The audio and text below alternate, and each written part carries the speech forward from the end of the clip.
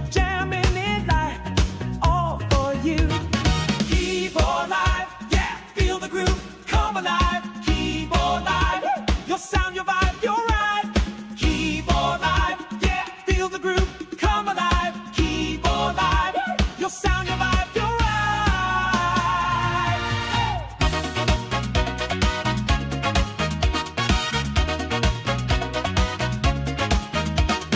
Turtle rates, it ruled the new drew. How can I do? Keep the one live view. Tell me how, just you see the rule. We're jamming in live, all for you. Keyboard live, yeah, feel the groove, come alive. Keyboard live, your sound, your vibe, your ride. Keyboard live, yeah, feel the groove, come alive. Keyboard live, your sound, your vibe, your ride. Yeah.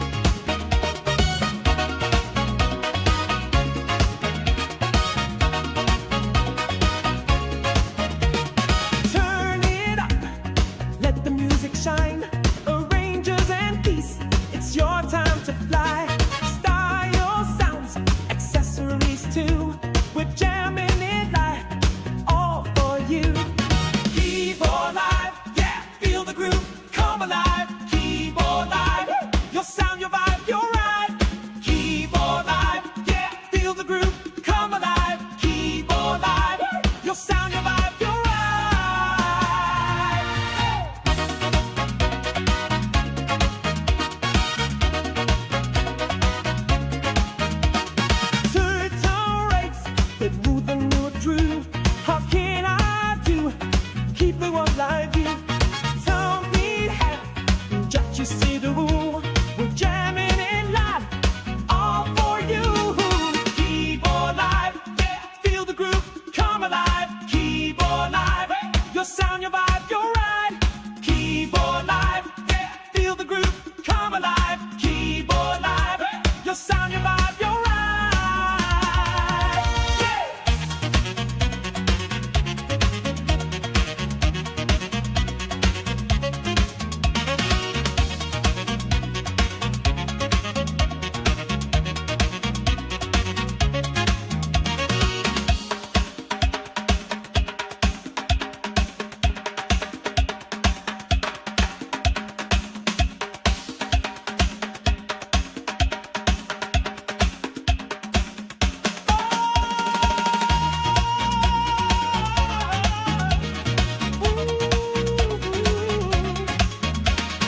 Keyboard live, feel the groove, come alive. Keyboard live, your sound, your vibe, your ride. Keyboard live, feel the groove, come alive. Keyboard live, your sound, your vibe, your ride. Keyboard live.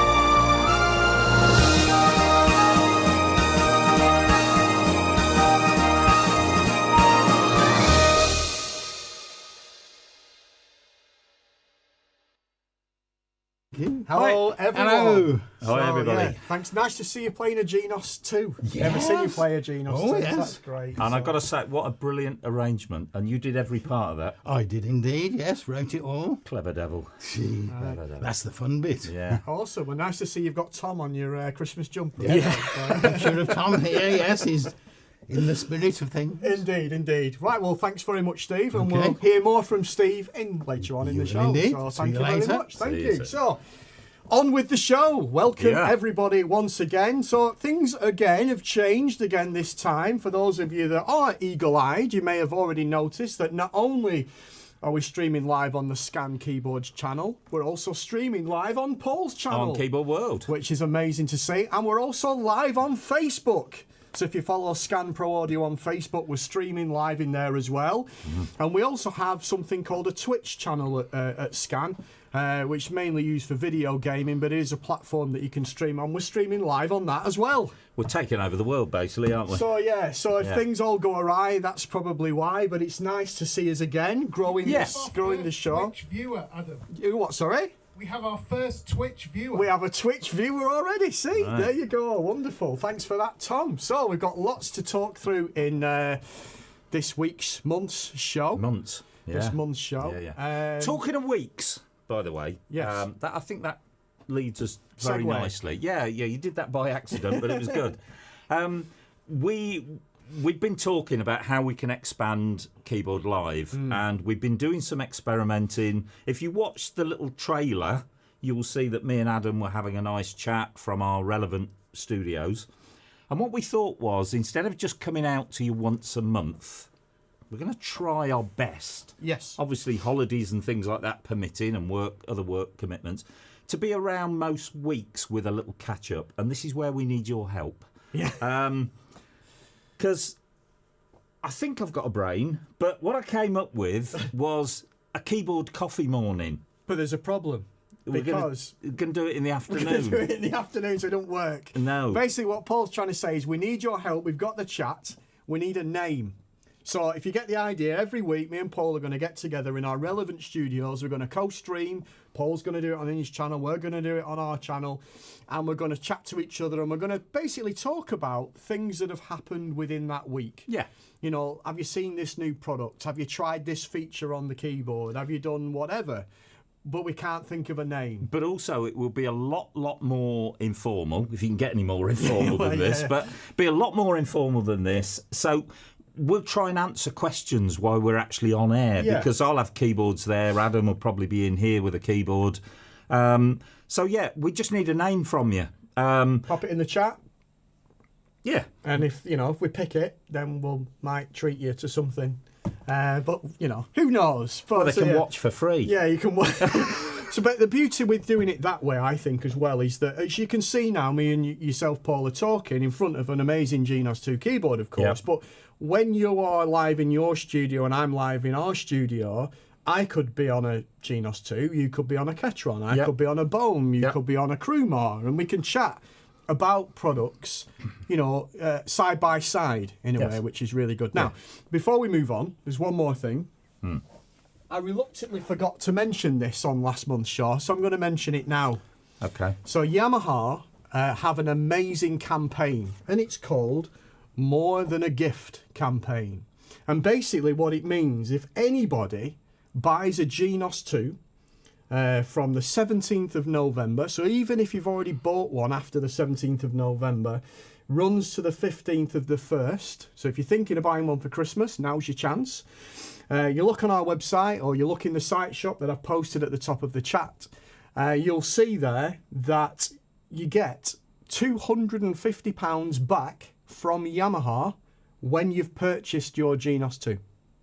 So I think we're already the cheapest online at the moment anyway. But if you see that and you register your product with Yamaha, you can claim an extra £250 back in cash. So it's not a voucher, it's not you've got to buy this, it's in cash. So it's a great promo. Which is just enough to buy the Adam Audio speakers. It is. It to is. go with it. So if you'd have known that, Paul, I know. you wouldn't have had to spend all that money on last. Yeah, I should also just like to finish this little spot before we launch into the first little section for proper this month. The Adam Audio speakers that I went away from here with last month, and I know a lot of you bought them, genuinely absolutely blown away with them. Yeah, they're really good. Steve came up to mine yesterday and could not believe the sound that was coming out of those little speakers. They're a fantastic product, fantastic speakers. And of course, we've also done the FT1 Pro as well, headphones, which have also been really popular. And actually, there's probably a good time to mention The FT1 Pro bundle is currently showing out of stock, and I know some people have bought them and have said, oh, they're not here yet. The reason is the strap that we've got coming in is currently held at customs. Yep. So it's this busy time of year. So hopefully in the next few days that will all be resolved and they'll be winging their way to your good selves. So that is why the headphones are in stock. The strap isn't in stock, so that's why it's showing, but you can still pre-order and you'll still have it soon. Yeah. So use the site shop again that I've posted at the top of the chat. So what we're moving on to, we've got another special guest with us today. Obviously we've got Tom, we've got Steve Hubble. We did advertise Simon. We did a pre-recorded video, me and Simon, but Tom's not showing it today because he says he's edited it and he's made it, well, I forgot what he said it was, the best edit he's ever done. And he's setting it to go live on Christmas Eve. So check that out on Scan Keyboards on YouTube. So there's that to look forward to. But we've got the EVM. Yeah, I mean, what we wanted to do today was just recap on connection of EVM, first to a Xmas 2 and a bit later on in the show we'll show you with Korg PA5X as well. This has been without a doubt the hottest keyboard product of the year. Without question, and so much so that we haven't had them in stock for the last month, because generally as these things happen is we generally have an amount of stock, they all sell, we order another, I don't know, 10 say, and by the time they've come they've all sold. Yep. So then they're still out of stock, and then we order another 10 and then they all sell. So they're never in stock, if you know what I mean. So they're now in stock, so grab one while you can, because this, without question, as Paul said there, has been the hottest product of the year. And simply because it doesn't matter what you've got at home, it doesn't matter if you've got a Tyros 1 or if you've got a Xmas 2 or if you've got a PA1X or a PA5X or if you've got a Clavinova that's 15 years old or if you've got a Versi, if you've got a Bohm, if you've got an organ, it doesn't matter. That product will work with it. Yeah, I mean, basically, all you need is MIDI and some form of audio output. Yeah. Or audio input, should I say. Do some decent speakers, you know, by the way. Yes, I think I just mentioned those. Yes. So what we thought we'd do is start off. Now, I hope Tom can give us a little overhead shot. Oh, I can do that. Here, I don't know which Adam one it can is. do that. Close overhead. There you go. There we go. So we'll pop the iPad there. So look, when you connect your EVM, and we'll show you what connections you want, but basically what you must remember is the MIDI goes out of the Xmas or whatever you're connecting it to, and it then goes in to the EVM because it's your master keyboard or master organ or master clavinova which will send the signal out to tell the EVM what it wants it to do. So the first thing you need to do is set up the MIDI on the EVM, and we'll go through this quite rapidly. You press menu and you go into MIDI. And, sorry, I pressed the wrong one there. All right. There we go. Menu. There we go. And we go into MIDI here. I'm going to use standard, but you can go into any of these and you can edit them and set it up as you want it. And basically what we need to look at is the RX settings. That's the receive settings, because as we've just said, it receives the message. And it's quite simple really. You could put the top two rows all to off.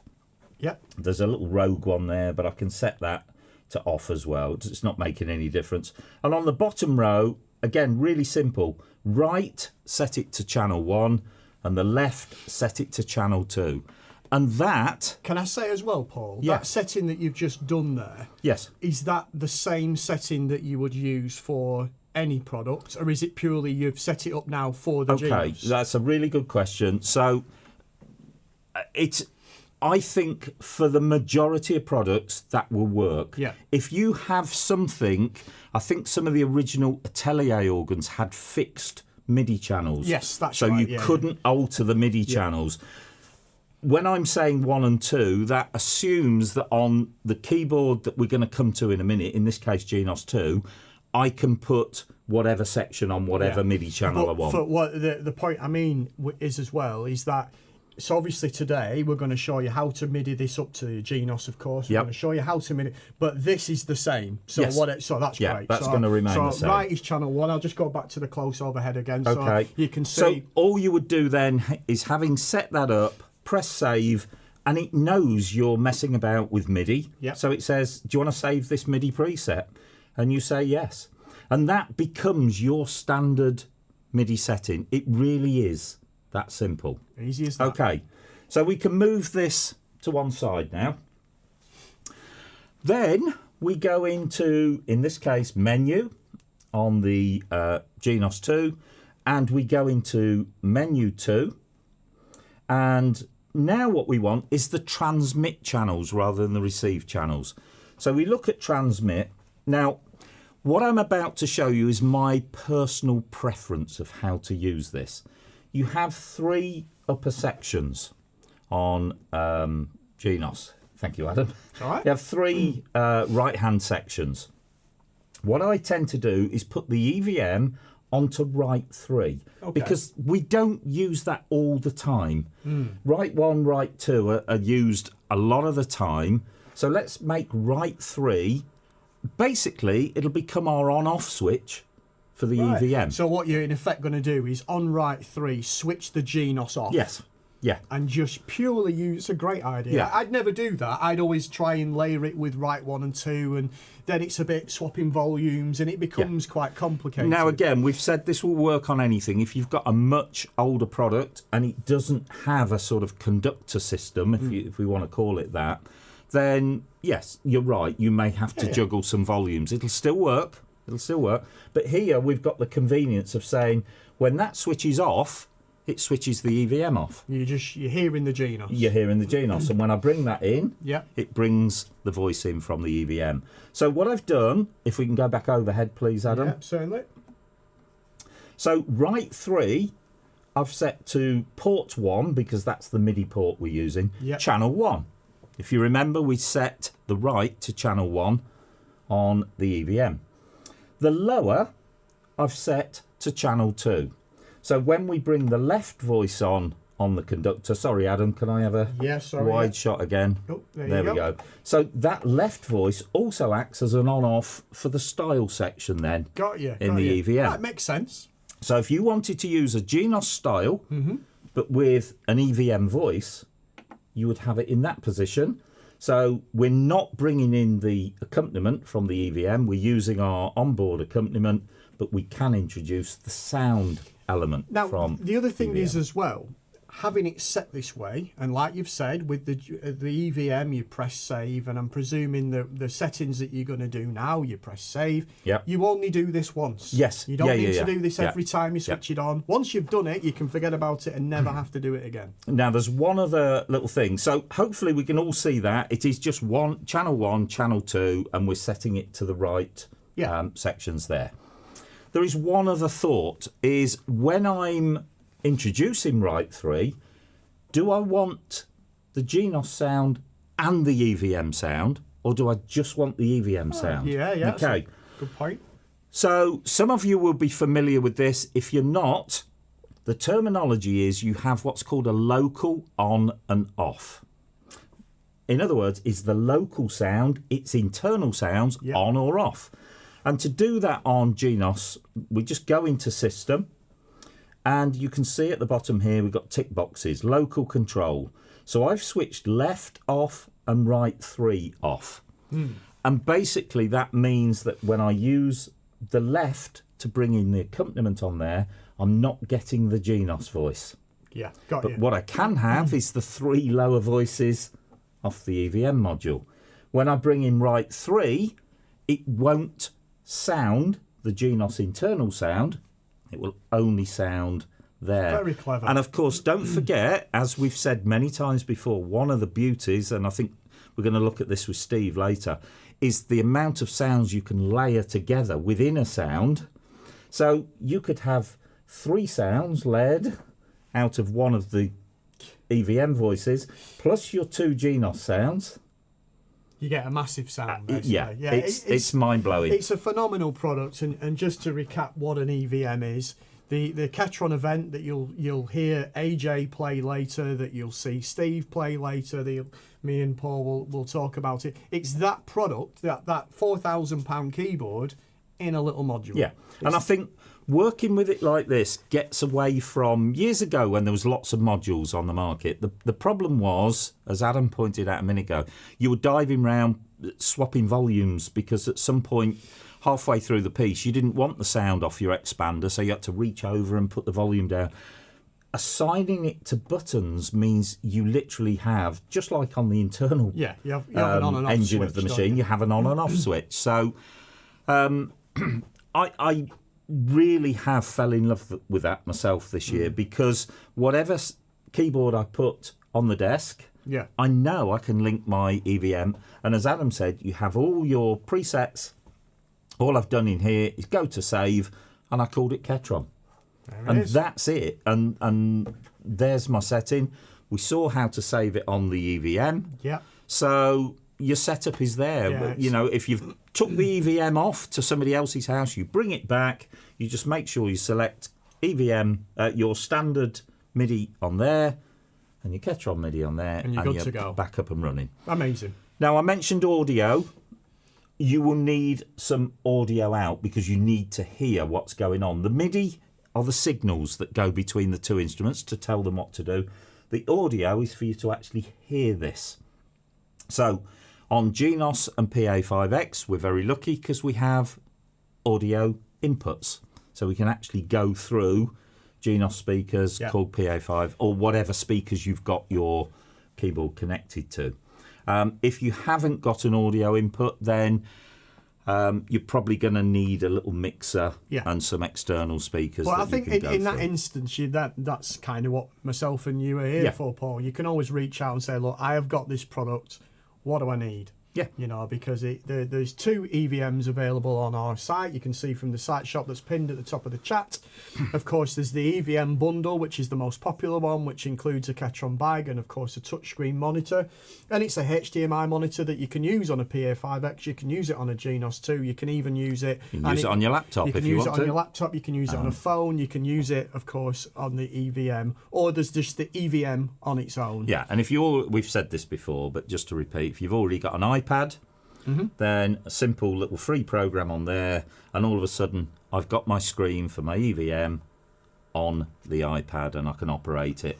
Some people often ask, is there a lag between the two? Honestly, there's nothing that's noticeable at all, and it's great. Yeah, and if you do like the tactile feel of buttons and all that things for fillings and all that, as AJ mentioned in his previous video last month, he does little sort of boxes that we're looking at probably stocking in the new year, where it gives you physical buttons to press. Or you go for an Event X. There you go. Which is, again, the EVM, but with the buttons from the actual keyboard. Yeah, so there's basically the Ketron Event family, as we'll call it, consists of 2 keyboards, both the same, a 61 key and a 76 key. It consists of the EVM, which is, of course, the bundle that you use with an iPad or a touchscreen monitor. Then there's the Ketron Event X, which I've heard AJ is going to feature today at some point in his video. So I'm looking forward to that, because I've never seen AJ with the Ketron Event X. And, of course, all available through Scan. So I'm going to disappear. You're going to talk... All right, we're not doing that one together. If you want a break, Paul, this early in the show. I'll stay with you. God, I'll stay with you. So one thing, I know I've done a video on this, and I know you've done a video on this, but this came about, this topic, shall we say, because you had a customer this week asking what AI fingered chord is. Now, for me personally, being an organ player from many years ago, the AI fingered chord is the mode on Xmas that is just always on. And I actually find it strange to play a Xmas and a Xmas 2 or an SX series keyboard without that feature on now, because it's just in my brain. It's kind of what I do. So let's go into direct access. I'm going to just put the other camera on so you can see.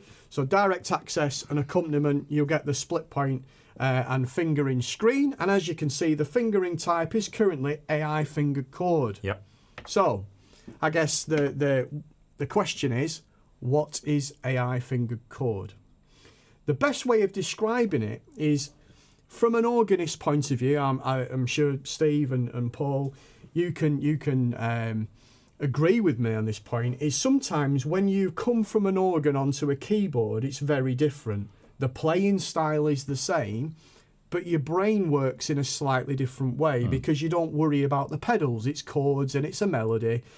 And you do miss, I think, sometimes being able to do things like play a chord like a C, but with an alternating bass. So like an E note, for example, or a G. We've all played songs where it starts with an E and then the next chord is a C, but with an E bass, but you can't do it on a keyboard. So you don't do that, and you kind of let the automatics do it, and it loses a bit of that realism. Yes.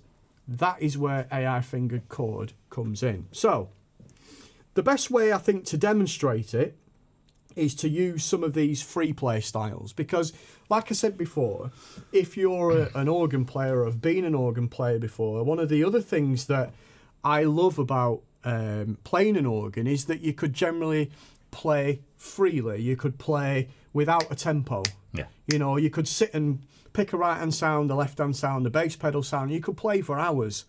This, it's almost right. What style do I need? What speed is it? I've got this song on my sheet music now, but and I don't know what speed style. up and slow down. Yeah, it's all that. You can't do, but Yamaha again came up with this great feature called free play, and basically it takes the style element out of the style and allows you to just freely play. Hence, free play. So what shall we go for? Let's go for Ethereal Movie. Okay. So if I play this style now, so there's my chords. So we're playing a nice simple D chord. I'm going to use some one-touch settings. What have we got? Okay, so let's say, for example, we're going to play the song On My Own from Les Mis. Yeah, for those of you that might have played that song before, you'll know that it's got a falling bass line, but so for example, it's a D, then it's an A but with a C sharp bass, G but with a B bass. So you can't kind of play it on a keyboard. It doesn't work. So, but when you're playing it with the AI fingered chord, of course, you can do it. Here we go.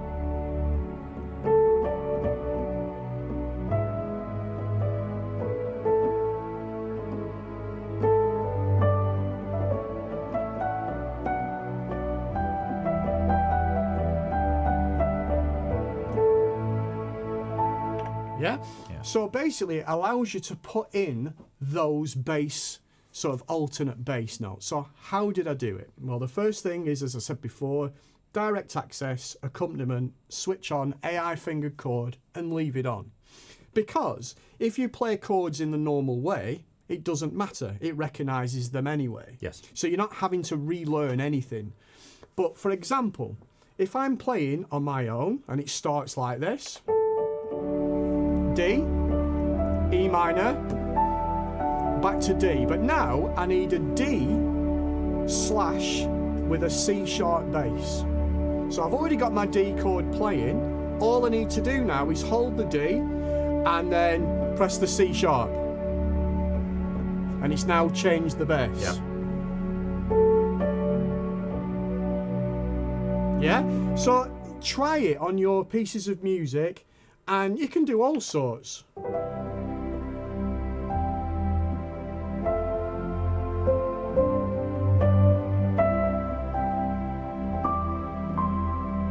So you're almost only playing one chord differently. Yeah, you're just using, so you play the root note of the chord and whatever note you play below it will become the bass. Yeah. And it's that simple. And the other thing you can do is, I think we all come across chords that, depending on your level of playing, certain chords you skip because you're not quite sure. So it says C, and then it says you want C major 7th, and you're not quite sure what the major 7th is. Yeah. Basically, you can just play the C and the B, Yeah. which is the major 7th of the chord. If you play C and B flat, it recognises it as C 7th. if you played C and E flat, it recognised it as C minor. But then after that, if we go back to our C and B flat, it recognised it as C minor 7th, not C 7th like we had before, because the AI is looking at the chord you've just come from. Yeah, and that's the really clever thing. So if we were on C and we then played C and B flat, it would show a C7 chord, a dominant 7th chord. But if I came from C minor and I put that B flat in, it works out that actually you're not likely to be going to a C7 chord. Yes. Your most likely chord change is C minor 7. So it remembers what you'd played before that, which I think is incredibly clever. It's a lovely feature. I mean,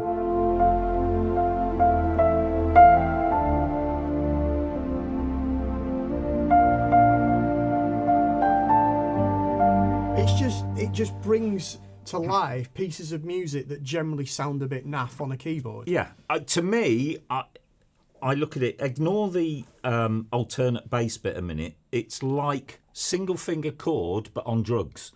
Because if you want to put it that way. Am I allowed to say that? Not really. Well, it's Christmas.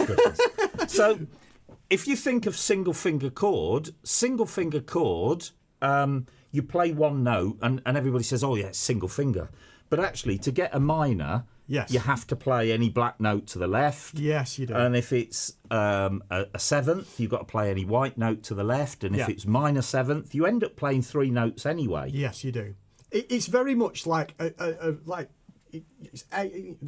mode is AI finger chords, so it's an ultra advanced way of playing chords. But when I say advanced, it's not advanced as in what we need to do is advanced. It's basically the keyboard will do all the hard work for you. So basically, like Paul said, you can play full chords, you can play single finger chords, but the AI fingered chord is basically, as I said, you can play these alternate bass notes. And I know you've said in the chat that you've got a quite, it's similar on PA5X advanced mode. It's not. It's very different to that. The Korg mode works in a slightly different way. It's more for advanced chord structures on the PA5, and maybe that's something that we can cover. You've got things like the on bass feature, yes, yeah. so you can, depending on the inversion you play, you can have that alternate bass note. Yeah. But this is genuine AI technology in there.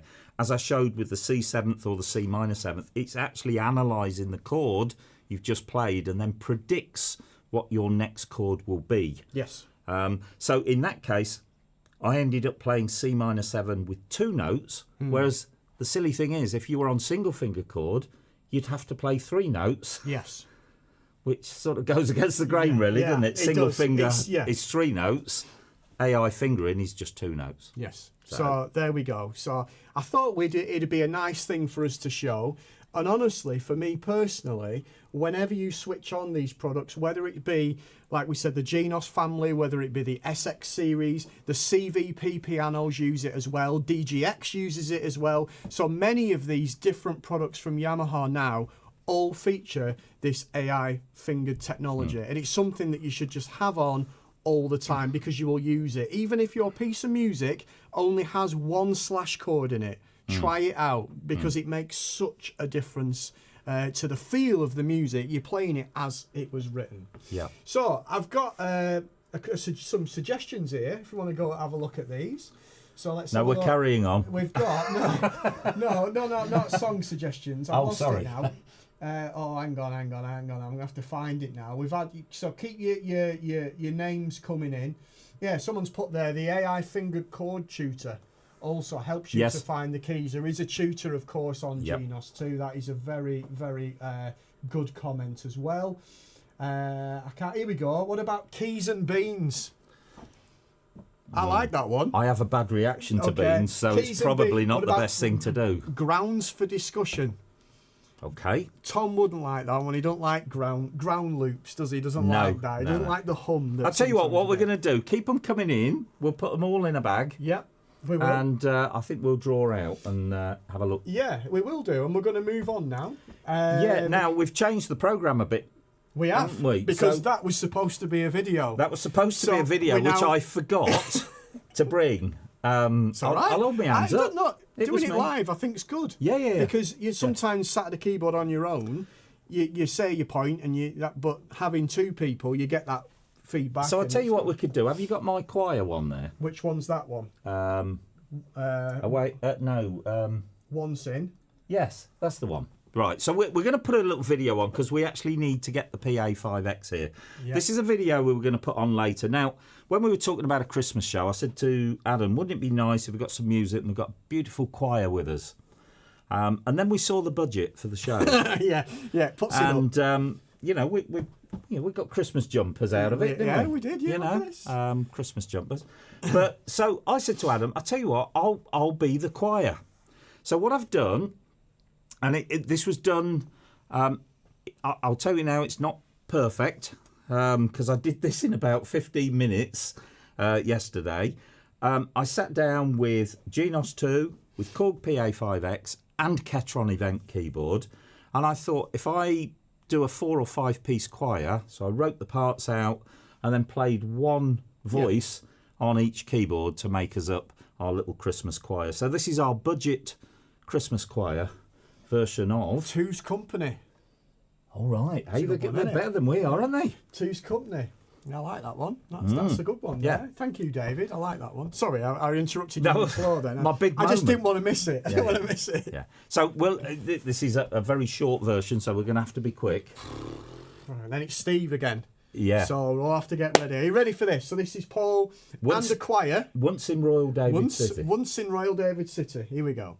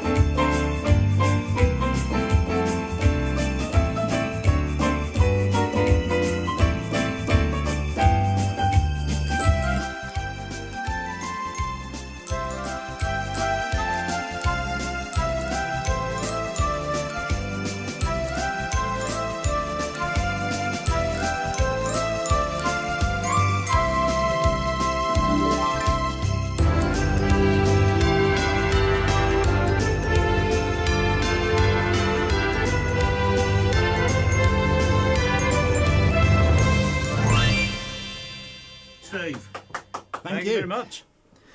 You know what? I've got to. You're on, Steve, now. Oh, Yeah. I've got to tell you something about Steve. Is that the reason I like working with Steve, and I know Adam feels exactly the same. He's cheap. Yeah, he is cheap. But the other thing is, there are not many keyboard players around, Steve, who, with 5 seconds before the end of that video, we've just got your keyboard powered up, and there's no flap at all. You just get on with it. well, it didn't show. And that's great for us because we just got confidence that we can throw things at Steve. Not literally, but, you know, we can throw things at him. And he always does a great job with us. So, Adam, Yes. I wonder if I can trouble you. Can you give me an overhead shot? Because So, yeah. I'm going to do what I thought we'd just do quickly before we have this little segment with Steve. Do you want that one, or do you want that one? Yeah, that one, please. I just want to show you the menus that you would go in if you were setting an EVM up with Korg. Now, we don't need to spend lots of time on this because it is so similar to the setup with Xmas. Obviously, MIDI connections, audio connections remain exactly the same as we said before. But you go into the settings menu here, and we go into MIDI on here, and it's the MIDI out. Now, you can either call it transmit, receive, or in and out, Korg call it. So it's just a bit of different terminology. So MIDI out channels, channel 1, if you remember, we got the right hand voices on channel 1 there. I've set that to upper 3, just as we did. It's called right 3 on the Xmas, but it's upper 3 on the Korg. And channel 2, we set to the lower. And once again, you can just go to your menu and you can save that MIDI preset and you can call it Ketron EVM. The only other thing you can do is exactly the same as we had with Xmas. You have that choice. Do I want the Korg sounds on as well or not? So what we do is we go into menu. I'm going to need you in a minute, Adam, to put me back. Steve knows. He's Okay. We go back to track controls, and now we had local on and off on a Xmas. On the Korg, we have internal or external. If we set upper 3 rather to external, that means it cancels the internal sound and only plays the device that's MIDI to it. And I can do exactly the same on the lower, and we can set that. If you have it to both, obviously, it will play both the EVM and the Korg sound. There is another alternate, which is just to internal, which means it'll immediately switch the EVM off. So can we put us back on the main shot, please, Steve? Hey, look at that. He's getting better than me at this. I'm getting good at this. So, yeah, that was just to show you that it's pretty much the same. And I've got my MIDI to my Crumar as well at home. And actually, it's pretty much the same. You go into the Crumar app. It's just a matter of marrying those MIDI channels up and deciding whether you want this local on or off. So, Steve, you've got a little thing that you were showing me yesterday, and I said that would be great to show people on Keyboard Live, so I'll let you come back in there. Righty-ho. If you want to explain what it is you're doing. Yes, indeed. I thought what it'd be rather nice to do is to just spend a little bit of time showing all the PA5X owners out there how to edit a style.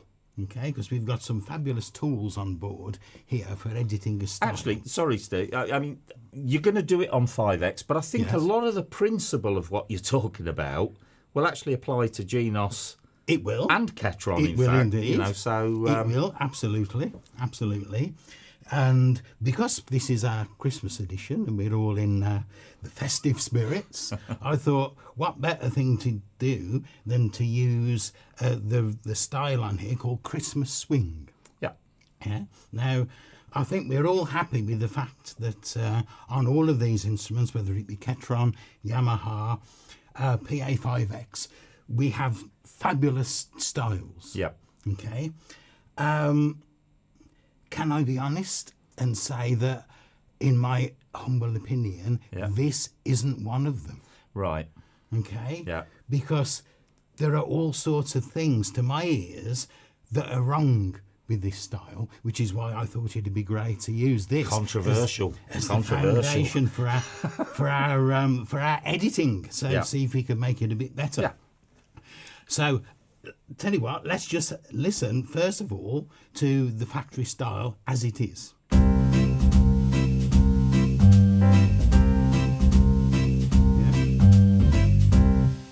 It's okay, but to my ears, the bass is too loud. Yeah. There's not enough reverb on there. There's a nice little sleigh bell in the background, but that's nowhere near loud enough. Okay. So with a little bit of tweaking and nothing complicated at all, we can transform this style into one that's much, much better. Okay. So we're going to start off with the mixer. On a Korg, whenever you want to change a style or a sound, we tend to use the mixer for the vast majority of it. So I'll press the mixer button on here. That takes us to what we call the small mixer. There is an expanded view of the mixer that we'll use in a little while, but we call this the small mixer, and that is ideal for what we want at the moment. The way the mixer works, it's arranged in columns, and each column at the bottom, it tells you what part of the keyboard that particular column is for. Currently, it's set so it's showing us the settings for the upper keyboard and the lower keyboard and the pads. We don't want that, we want the style. So we press the button here where it says pads and keyboard, change that to style, and now the keyboard is showing us the 8 different parts that make up this particular style. So we can see we've got an acoustic bass on the bass part, brush kit on the drum part, and so on and so forth. Another couple of things, just to highlight what we're going to be using, we have 2 buttons in the middle of each one of these columns. The M button is called a mute button, switches a part off. The S button, which we're going to be using quite a bit of, is called a solo button, and that switches the other parts off and allows us to just listen to the one particular part. So if we want to listen to that bass line, for example, it's on the bass part. Steve, sorry. So if I solo the bass line and now I press start, You got it, mate. all we can hear is the bass line.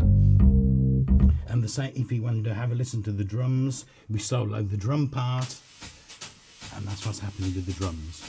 Okay, so going back to our style, I said that in my opinion the bass was a lot too loud. That's set at a volume of 110. You just tap the button where the volume is, and I'm going to turn that right the way down to 80. Okay, I'm going to leave the drum kit where it is. The percussion, that lovely sleigh bell sound, that is on the percussion section, and that is too quiet in my opinion. So we're going to tap the button there. That's set at a volume of 86. I'm going to turn that up to 120. Okay. The next one along is a piano. That is pretty much fine as it is. The next one is a guitar. That was okay as well. The next one is a string sound. To my ears, that's a little bit loud, so I'm going to tap on there and turn that down to 40. And then we have the glockenspiel. Now that's a fabulous instrument for Christmas music. I'm going to turn that one up a little bit. Okay, so we'll turn that up. So we've rebalanced what was happening there. The flute, incidentally, only plays on the introductions and the endings. Okay. And that's a little bit loud, so we'll just turn him down a little bit like that. So the first thing we've done is modify the volumes. So if we listen to what we've got now, so I can hear your sleigh bells now. you can. It's not perfect, because the other thing that's wrong with it is it's a very dead sound. There's not enough reverb on there, so we need to have a look at what we can do to solve that. So to solve that, we need to go to the expanded view of the mixer. So I'm going to press this button here, and then that is going to give us the bigger view of the mixer. And the first page is exactly the same as the small mixer, but just a little bit bigger, so we can see our volumes along there, and we can see the instruments that we've got. But down the right hand side now, we have various tabs that do a different thing for each tab that we select. First one is EQ. We're going to go down these in order. First one is EQ. That is equalization. That is like the old tone controls we used to have on hi-fis and that. So the high frequency is the treble control, the low frequency is the bass, the mid frequency is the bit in the middle, and we can modify any of the sounds with that. If we look at what's happening on the bass part, we don't have any. On the drums, we don't have any. That's fine. The accompaniment one, if you forget incidentally what instrument that is, just go back to the main view and it will show you. That is the piano. Now that's got a -10 on the bass side of things. Now it's normal to get rid of the bass on the piano a little bit in the mix, but that's an awful lot, so I'm going to get rid of that. I'm going to turn that down, so that's set to about -3, and I'm going to put the mids and the treble back to 0. Okay. The next one along, so that's going to make your piano a lot cleaner. It is in the mix, isn't it? It is. Now the next one along, that's got quite a lot of EQ going on. I'm just going to solo that. That is the guitar, and I think this actually sounds okay as it is. Yep. Yeah, that's okay. So we'll leave that as it is. The next one is the string ensemble. Again, they've taken an awful lot of bass off that, and I think that's kind of spoiling that really. So I have my setting that I've spoke to people about before, which is the 3-2-1 setting, which I think always sounds nice for strings, so I'm going to modify that. So that's like that. And that's the EQ side of things done. Okay. Okay, so we've changed the volumes, we've changed a bit of EQ. Now we're going to come down to the reverb side of things, okay, because it is, in my opinion, nowhere near enough. So I'm going to ignore the insert effects for the moment. We're going to go to the master effects. And the reason I do that is because the master effect is the main effect on the instrument, and the insert effects can come later. Now the master effects, this is one of the things I really like about the PA5X, is that you actually have 2 effects processors running at the same time. The one on the right is for the sounds, so we're not worried about that. The one we're interested in is the one on the left. Okay, master effect A. I always remember it, master A, think accompaniment. Yeah. And then that's what it actually does. Yeah, so this is the bit that we're interested in, and you can see that we have 3 different effects set up. Now these effects are set up for every style that you choose. Yep. Yeah, you choose a style, it sets these up for you. Most of the time you don't need to even touch them, okay? But because we're modifying this a little bit, then we go into, now the first effect number 1 is a reverb, and they're using the O-verb, which is a fabulous reverb. It's Korg's own reverb. Yep. But if we look at the settings, they're all a little bit low, which is why we're not getting a lot of reverb on there. So I'm actually going to change that. We could modify all those settings, but to make it dead easy, we're just going to go to reverb. We're going to change the O-verb to reverb smooth hall, and that will have its own default settings. Yes. Which for this piece of music are going to be much better. Okay. So we've changed the reverb. We're going to leave the others exactly where they are. But now we're going to start having a look and see how much of that reverb is attached to each instrument. Because with reverb, you have to set the reverb, but then you have the master send. Okay, so you can send a different amount of that reverb to every part in that accompaniment. Absolutely. Yeah. Once again, I'm going to solo the guitar bit, because if we notice, it's got no reverb on it at all. Yeah. So that's why that's sounding Let's do the close-up completely so they dead. can see. There you go. So I'm going to tap effect 1, which I know where the reverb is. And we're going to turn that up to about 30. Yep. All of a sudden the guitar sounds nice. Yep. Okay, so that's fabulous. Now, the first strip is the bass. Now, there's a golden rule that basses don't have That's reverb right. on. Yep. I break that, Okay. and I always set my bass to 5. Because I think when you're playing at home Yes. with carpets and curtains and Yeah. that, the room is very dead. Just gives you a little bit of ambience, just doesn't it? Yeah. Tiny little Yeah. bits, yeah? Any more than that, and Yep. it starts getting sounding not very nice.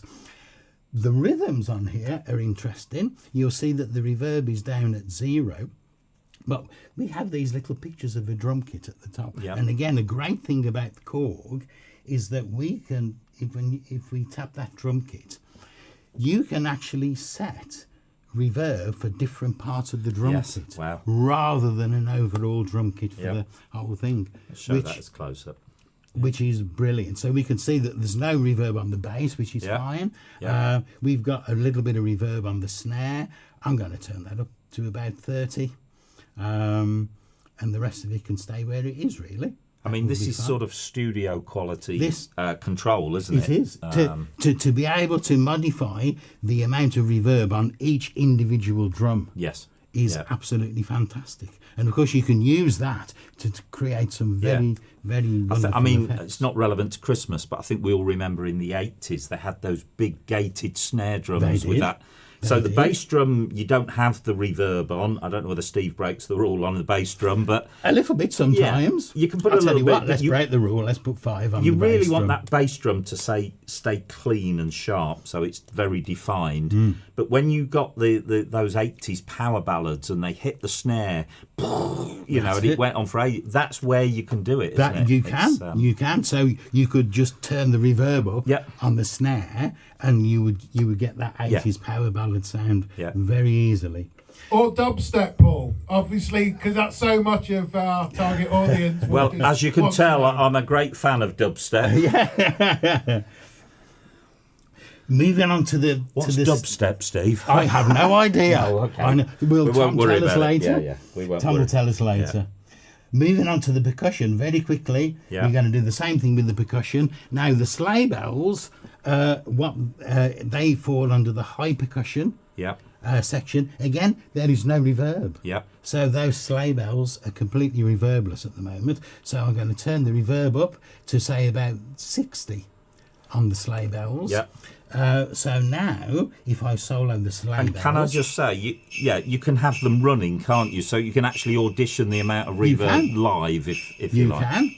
And what's good, you can solo more than one thing at a time. Yes. So we could solo the drums and the sleigh bells together. Yep. And we can modify the reverbs and make sure that Yeah. everything is just to our liking. So that's what we could add the guitar to that. Yeah. So we've now added reverb to all the bits that need it. The reverb settings, looking at these, I'm going to ask you a they're all in the question, 40s Steve. and 50s, which I'm going is to ask you a fine. question which I genuinely don't know the answer to. If you soloed certain parts, could Yes. you save that as the style setting? You can.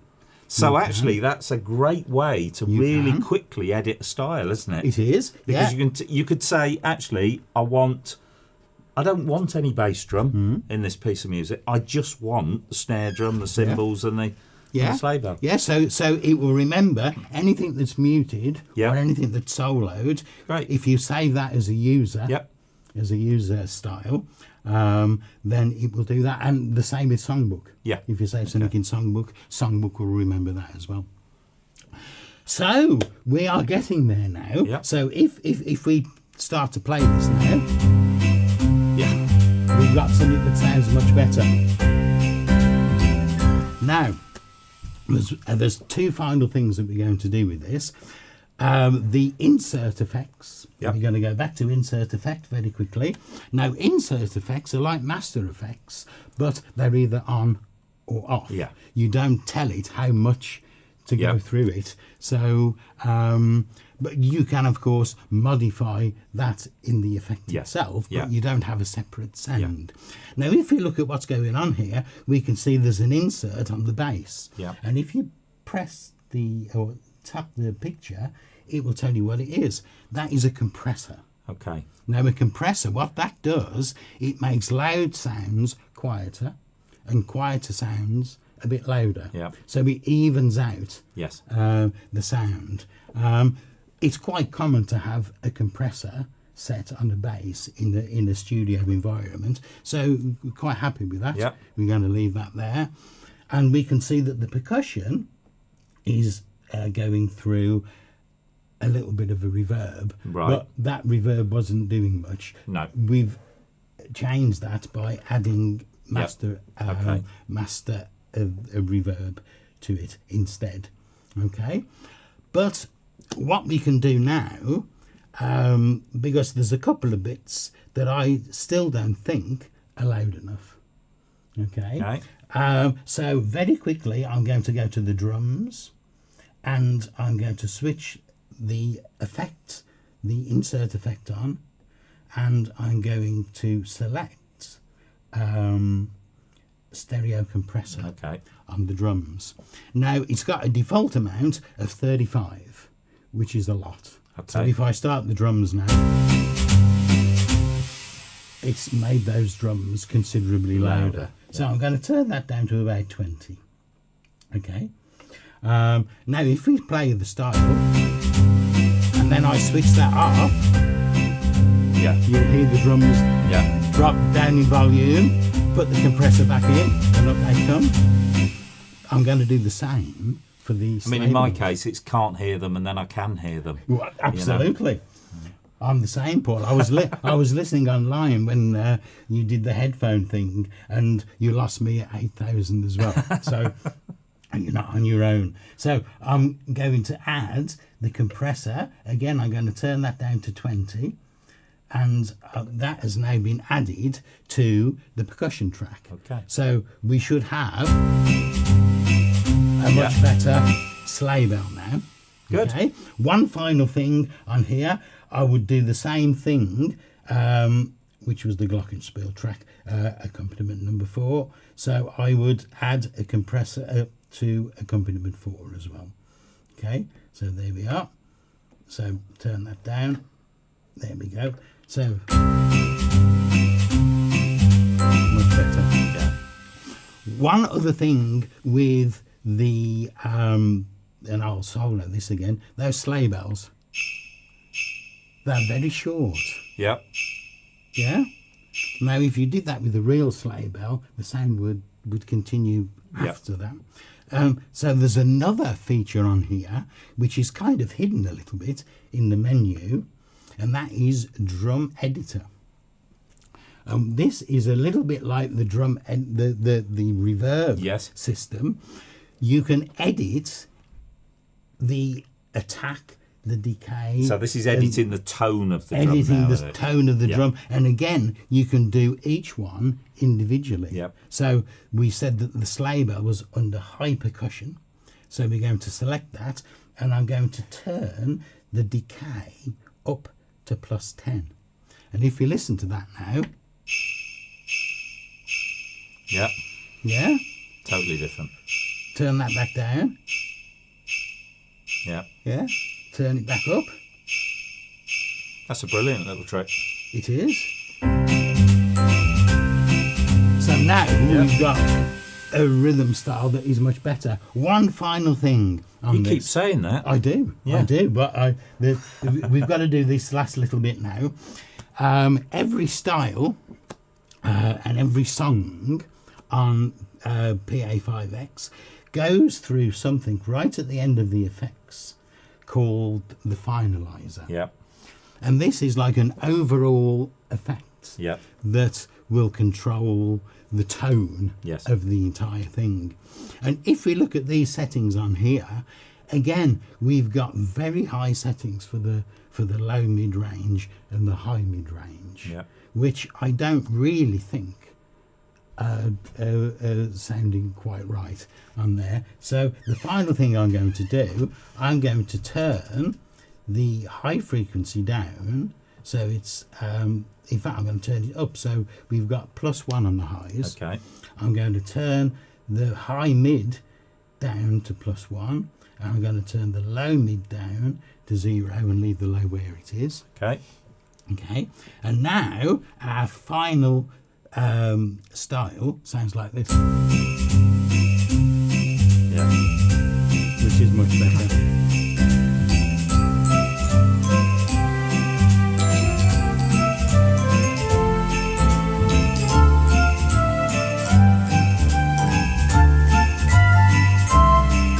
Brilliant. So there we go. Yeah, I mean, if you were watching that and think, oh, I can't do all that.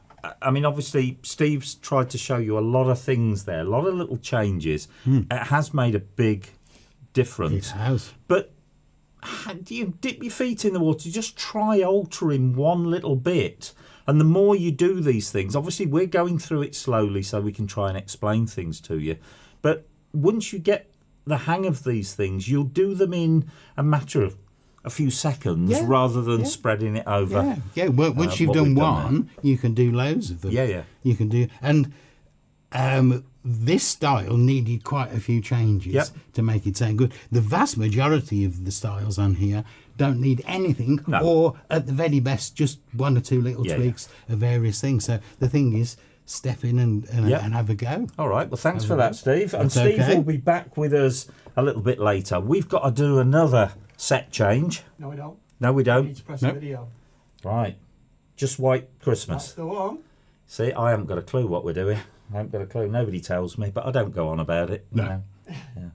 Yeah, this is a little version of White Christmas done on the Ketron event back in my studio.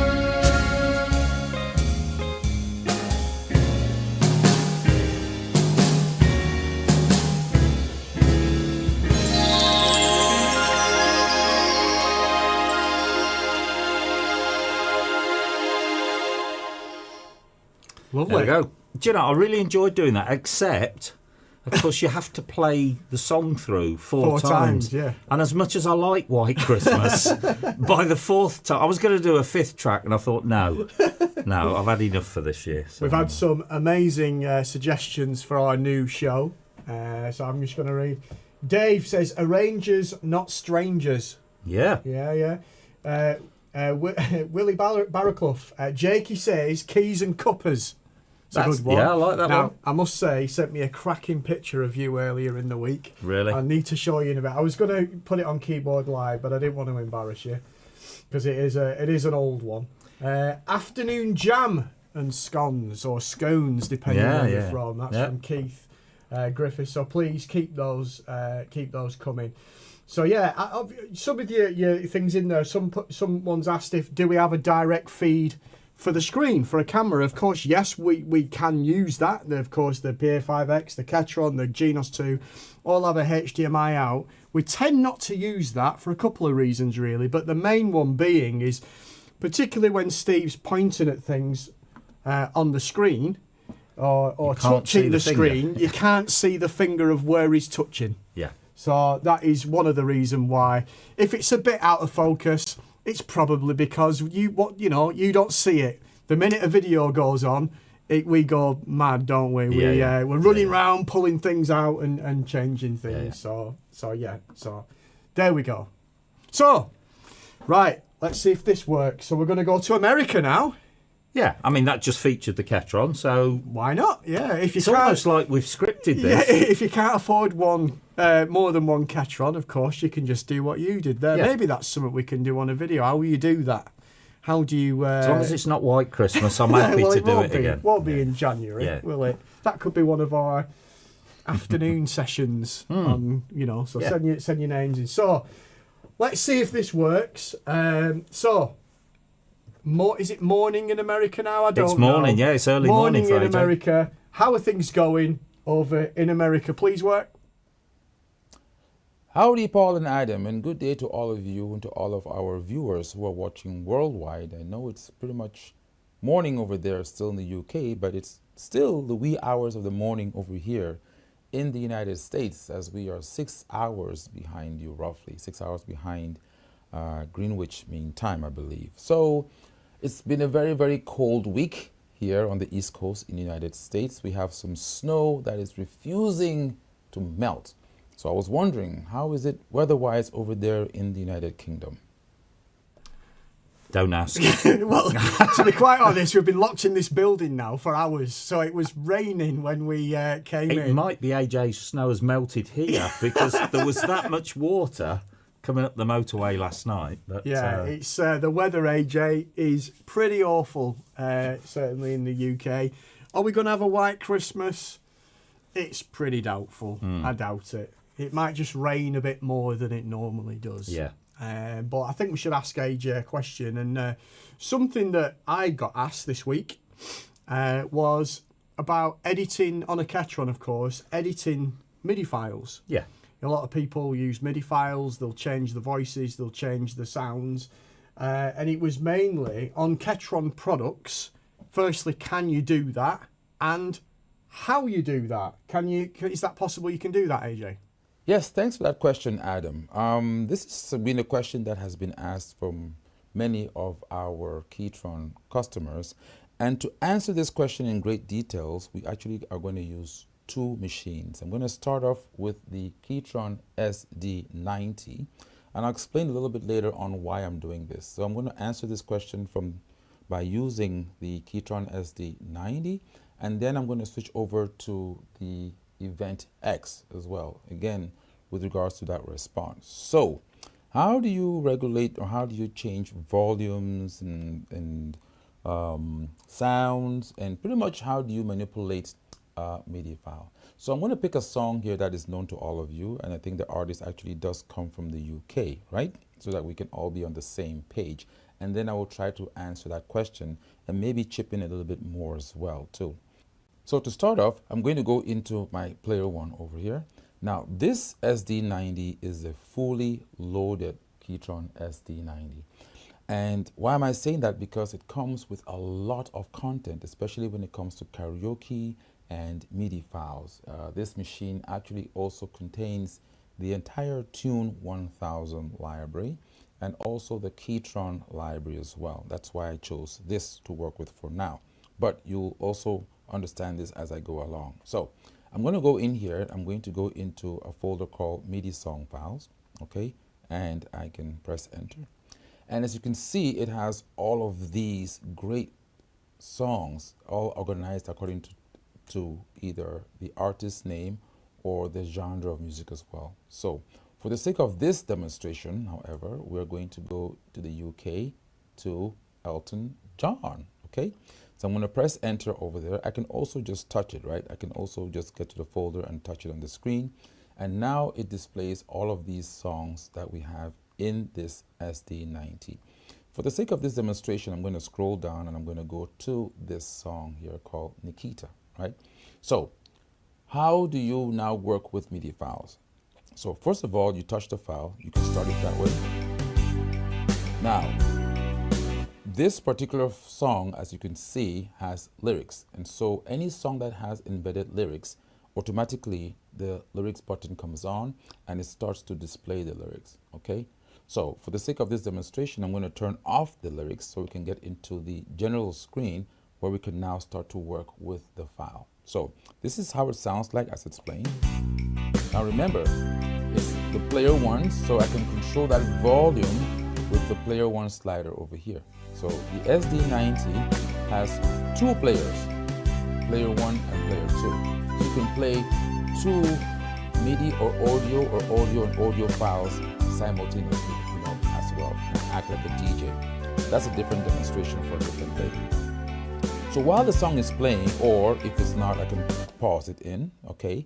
I can then go into this button here called GM. I can press the GM button and it takes you to this screen. Now, while the song is playing, you will notice 16 tracks are displayed over here, okay? And how do you know what is what? Because there's a picture in each track window, that means that that track has content, right? So if you notice the last tracks here, 16, 15, 14, and 13, these tracks don't have content. They have it just says grand piano, which is the default name that it gives to all the tracks.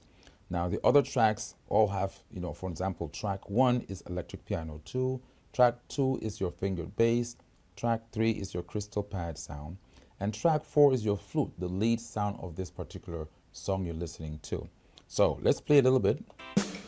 And while it's playing, I'm going to lower this volume so you can hear what I'm saying, okay? So now, to answer your question directly, for an example, how would I adjust the volume of this track, okay? Well, it's pretty simple. To adjust the volume, I would simply touch the track. So right now, for an example, track 4 is the lead track, which is the flute, right? So I would just touch 4 and it brings you to the screen. So you can see that you have parameters now that are around track 4. And one of them is volume. I can touch that and just simply turn my finger to adjust it, but you see it's very, very sporadic, right? To be more accurate, I can actually use the wheel while it's red, while it's selected, or just touch the volume there, and I can make that louder, or I can make it lower, right? Or I can turn it off. So on 0, you hear that the other parts of the song are still playing, but the lead track, which is track 4, is off. But while we're in this screen, how about this to further add more salt and pepper to that answer that you asked, to that question you asked, sorry. I can also solo the instrument, right? I could just hit solo here. And I want to hear just the flute because I want to play around with that particular sound, right? I can also adjust the reverb, the chorus, and other things here as well too, okay? Now, I can also shift it like a transposer.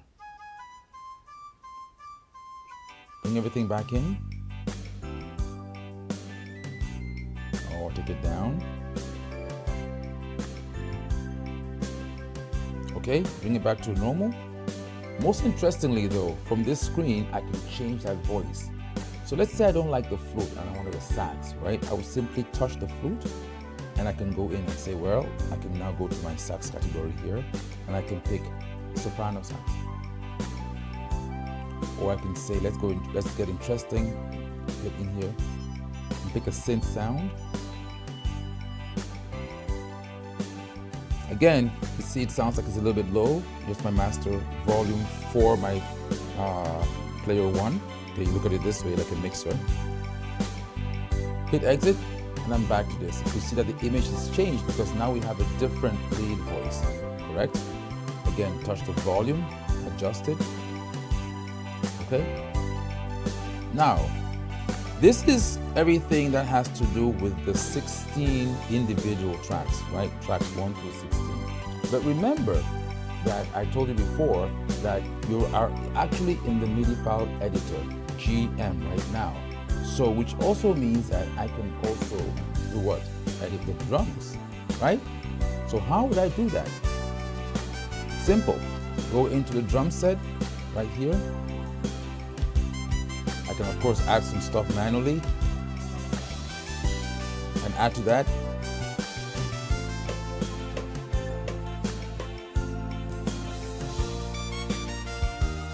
You know, play along with the machine, bring some more life into the MIDI file, okay? But most importantly, I can go into the drum mixer.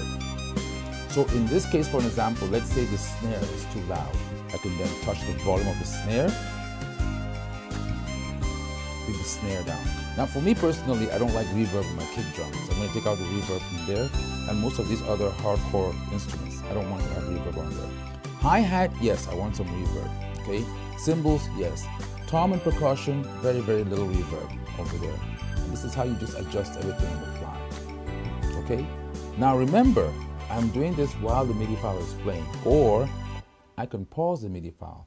The problem when you pause the MIDI file though is that you have no reference point, right? So for an example, if I go in here right now and increase that volume from 8 to 12, there's no way for me to really know, do I want it to be a 12 or an 8, because I can't really, there's no reference. So I want the music to be playing in the background while I am making these adjustments. And of course, I can always get out of here, get back into my sets, get back in here and say, okay, you know what? I love the way it is right now. Sounds beautiful, sounds great. What do I want to do? I want to touch save, and I can go ahead and overwrite the existing MIDI file, or to be safe, I can say no, in which case it will give me the opportunity to give it another name, say Nikita 1 or Nikita 2, right? So I can go ahead and say I want to call this Nikita 1. What does this mean when I give it Nikita 1? It means that I can now always have the original MIDI file to go back and play along with, right? While I have the second file, you know, as my file which I've tweaked and perfected for my particular purpose. So again, this is very, very interesting because there's a lot of things you can actually do within that GM screen. It gives you not only having access to all the different 16 tracks, but the fact that for every track, you can edit and customize the way you see fit. You know, change the voice of that track, or change the different effects of that particular track, change the volume, and even from the general mixer here, I can go in here, for example, and adjust, just play with the different volumes of all the different tracks while the song is actually in motion, while it's playing. And also, the good thing about this is I have access to my volume, my reverb, and chorus, all of these parameters that you would have found in the individual tracks.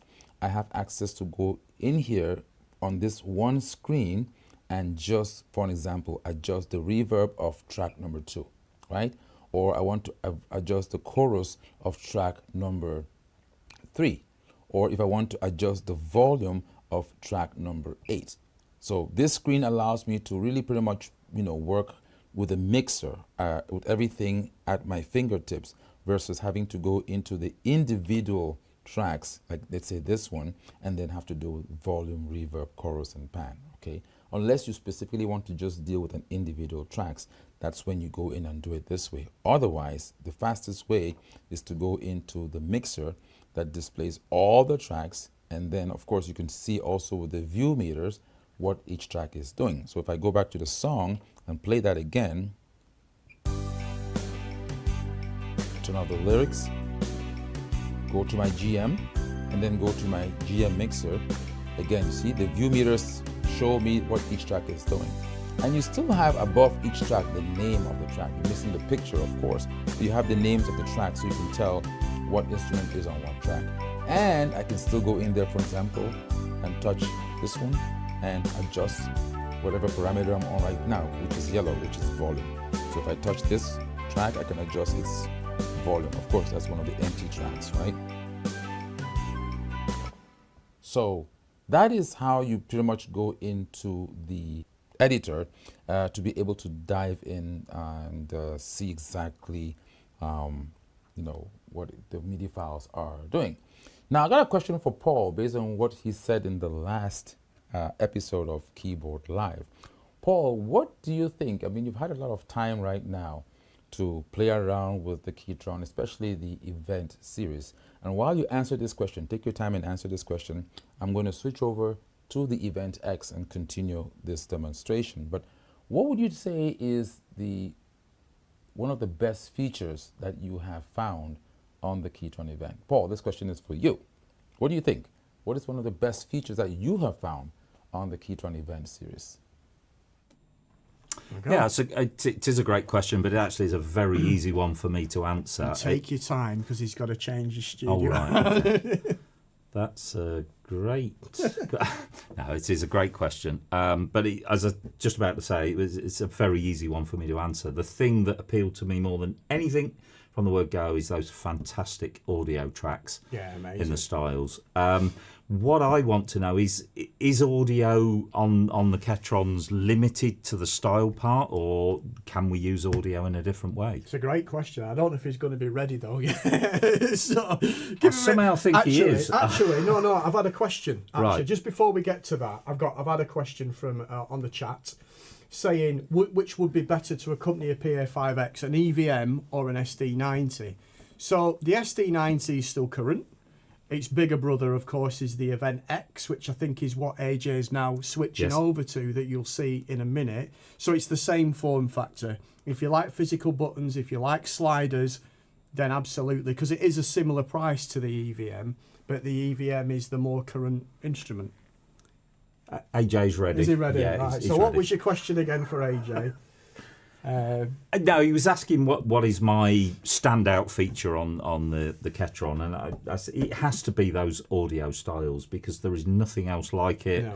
They really make you want to play, and it brings a whole different dimension to style playing, really.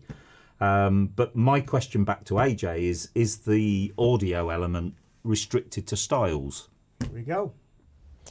Yes, Paul, indeed, I'm glad you did mention audio, because audio is the main point, the main strength of the Keytron products. Now, you did mention audio, and I think most users are more familiar with audio being used with styles, like the audio drums, the audio bass, the audio guitars, and that's what most of the demonstrations out there are talking about. But did you know that you can also use audio elements with MIDI?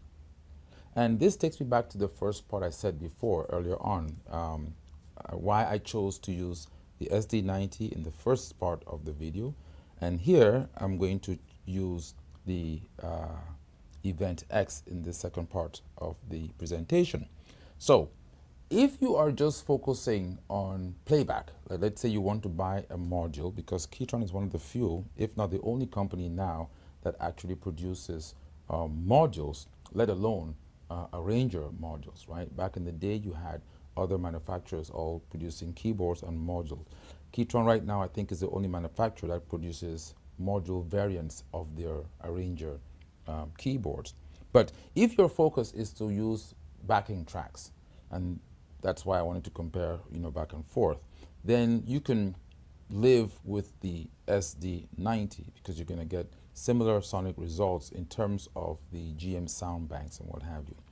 Now, when you talk about audio elements, what I'm about to show you right now, like I said before, you can add audio elements to your MIDI files. That can also, to some extent, be done on the 90. In other words, adding live drums to your MIDI file. Why would you want to add live drums to your MIDI file? The weakest link of MIDI files is canned MIDI drums, right? I showed you before how we could add manual drums as you're performing, but Again, you know the MIDI file is still a MIDI file, right? One of the weakest links of MIDI file are bass and drums, and especially with the drums. They sound repetitive, they sound redundant, and they just sound flat. Did you know that with a function called Drum Remix, you can actually incorporate live audio drums into your MIDI file? Let me show you how that's done. And in this example, I'm going to also use the same song that we used in the other parts of the presentation, just so that you can have an idea of what it sounds like before, and your viewers can always rewind and go back, you know, after the live show is over. They can go back and listen to the before with the SD90 and after with the event as well. Like I said, this function I'm about to show you can also be done on the SD90 because the SD90 does have live audio drums. So similar operating system. What do? We go into player 1, okay, and we come to the screen over here. In this case, all my songs are in the MIDI file folder, and just like the SD90 was, this is also a heavily loaded event module which has the Tune 1000 library. So we're going to go to the folder that says Elton John, which is right there. I got 2 actually. Hit enter, and I'm going to go to the song I was doing before, which was Nikita. Okay, so this is what it sounds like on the Event X.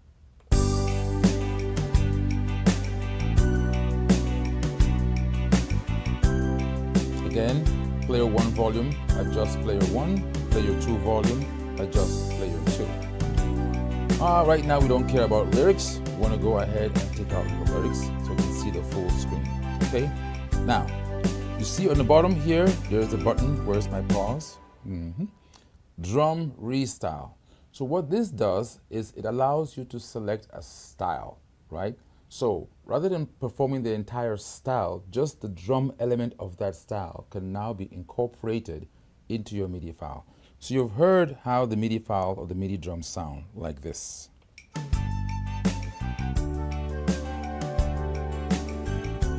Now I'm going to go ahead, I'm going to go to Drum Restyle. These are my style categories over here, right? My style categories. I can go ahead and say, okay, I want to pick a pop. So in this case, I'm going to have access to my beautiful touch screen. And again, I want to pick any real style, which is going to be close to the one I was doing right now with the song.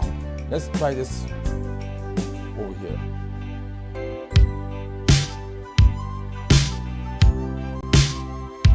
Punchy, too loud. I can control the drum volume. That's a live drum, which means I can go to the variations. I can play along with this, fills and breaks. Now, something that will suit this style of music, okay, which would not be too harsh, I can try the British folk and go to arrange array. So while my verse is going on, I can just have this sort of drum beat right there. And then when my chorus kicks in, I can do a fill and then go into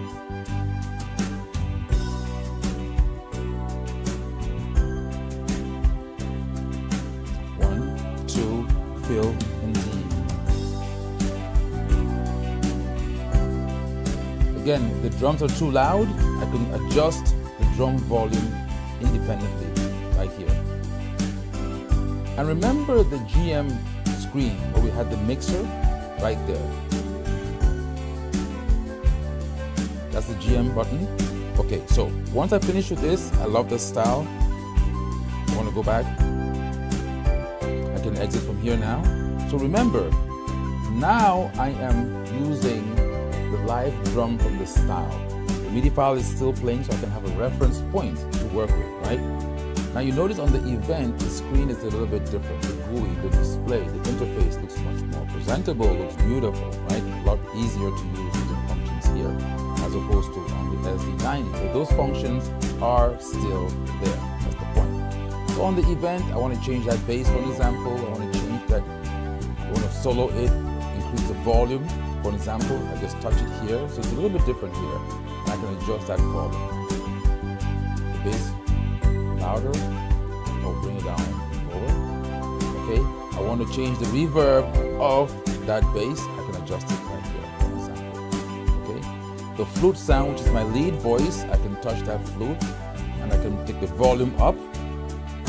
Okay, so you see on the event it's a little bit different, but the same idea. I can go to group view.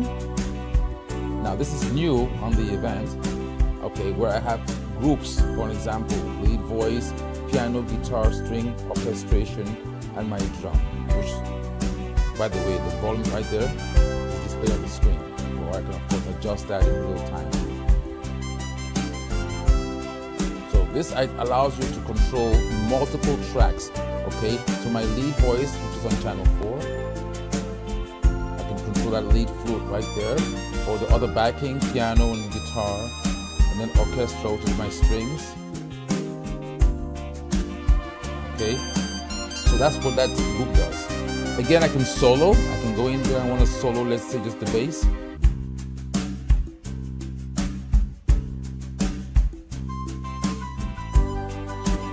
So now, remember, I have that live drummer, which is still playing, but I can always go back to the MIDI drums, okay?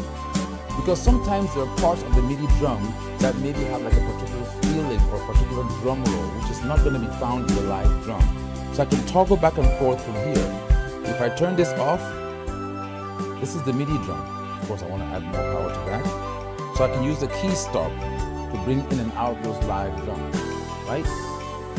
See what, like in that part of the song where they did the accent, it's not found in my live drum. So sometimes I want to go back and forth between the MIDI drum and the live drum.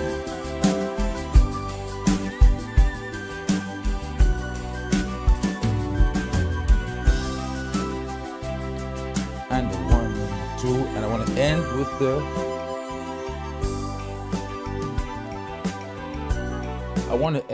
sometimes with the MIDI drum, because the MIDI drum is going to have a constructive end. In other words, an ending which was meant for that particular song. My style might not have a drum part that's going to end well with the MIDI drum, okay? And you see what happened. As soon as I stop playing the MIDI file, it says Save Song Remix, right? So I can hit save and I can save it with the drum so that the next time I play that MIDI file, automatically it will know to grab that audio element, in this case the audio drum that I used, and just play along. Because my hands may not be free to do all of this stuff. So this is what I will do at home, you know, to match the drum with the MIDI file, take the beats out, do that stuff, and hit save. When I get on stage, I want to just play that MIDI file and have all that work automated and happening exactly as I planned. Now, before I turn it back to you guys, there's another function here within the live drum segment of this. If I go in here while the song is playing, of course the song is not playing right now, but let's go back and start it off again. Okay, remember we were able to go back and forth between the live drum. Okay, so if I go back into my drum restyle, for this case I'm going to pick another one.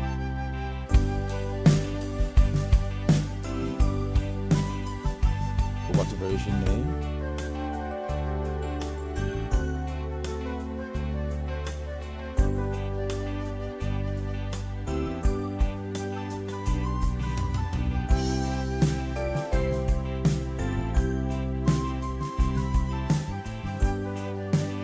See that me having control, I'm now doing my fills and my breaks and bringing them in at various moments, various times as I see fit, right?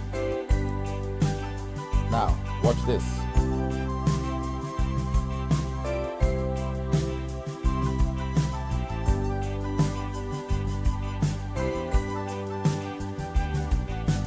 I can get out of that screen like this. Okay, and I can go here and press key start. Now you see what happened on my screen right there, right?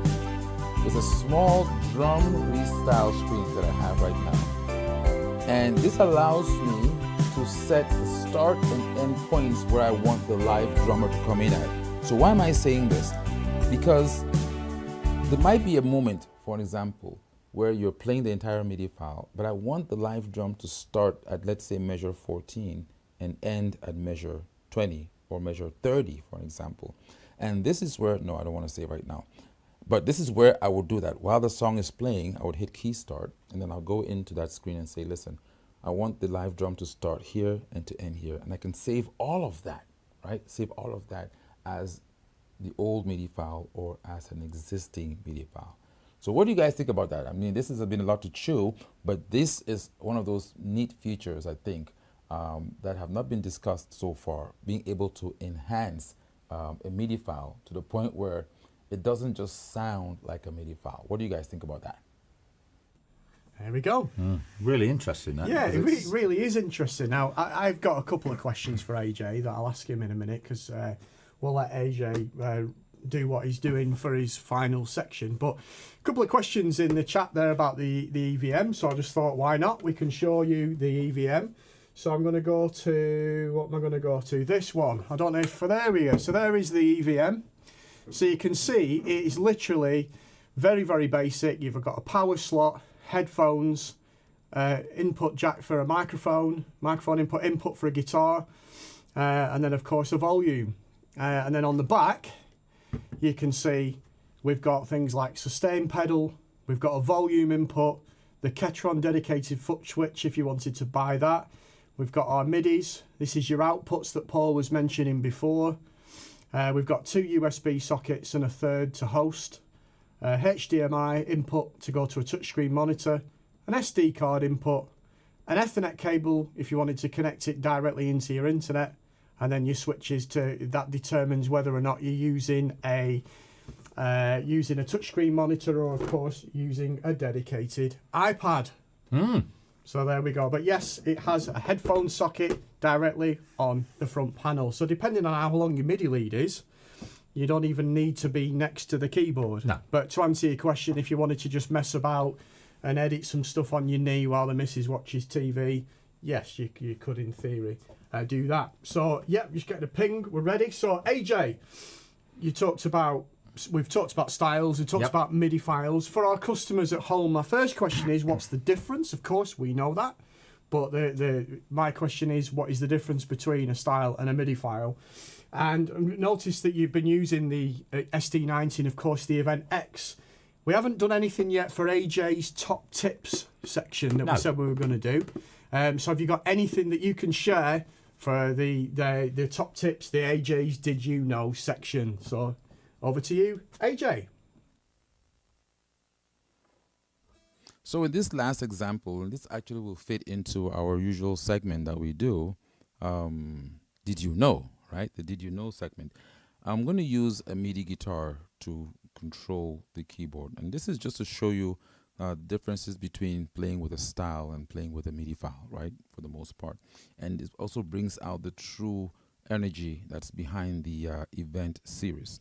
So I have a MIDI guitar here, and the unique thing about this MIDI guitar is I don't even have to strum, right, to be able to generate the chords that is required by the event to play. I just simply have to play the chords and the event is going to follow me. So I'm going to try this example here. I'm going to go over here. Let me go to my top screen so you can see me and the instrument, right? So I'm going to hit key start, and the moment I play a chord here, it's going to start the event. As a matter of fact, let's do this interesting version of Country Roads. I'm going to hit an intro number 3. Key start is on, and it's waiting for me to play a chord, and then it starts the introduction like this.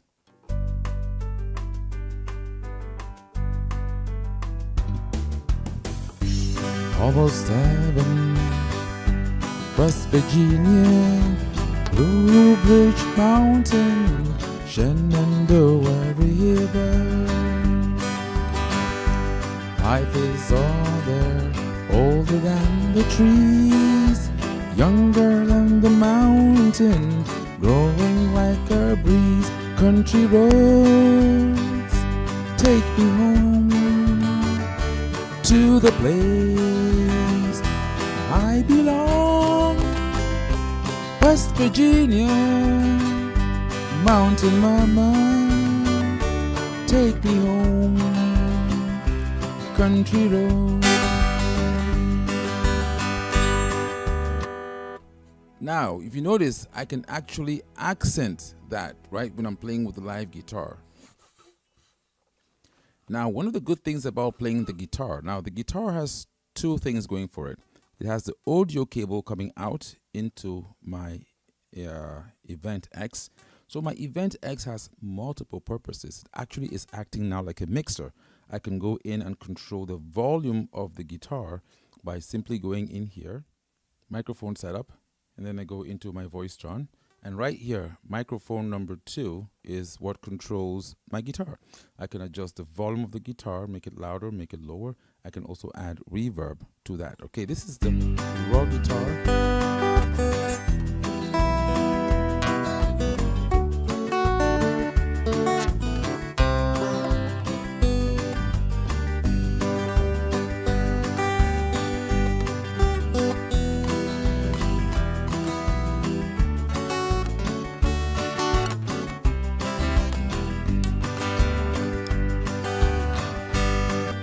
By doing all those parts of the guitar, like I can actually accent that. Now, this is also the reason why, for me personally, I would say guitar players would want to go with the SD90. On the event, you're also paying for a lot of those guitar backings, but most guitar players want to be free to play their own parts, right? So they're going to choose probably to go with the 90 versus the Event X. But I'm not a perfect guitar player, so I'm going to go with the Event X, and it makes me sound much more full, right? But that's it, right? So in this example, we're talking about this before I go astray here. That was me singing that song with an actual style. The beauty about that is I control the style. I tell it where to go. The style is following me. Now, if I were to go into the player and go into the MIDI file called Country Roads, this is beautiful. This is great. But now I am the one following the MIDI track, right? And that's the thing when you're using backing tracks. You are forced to follow the song.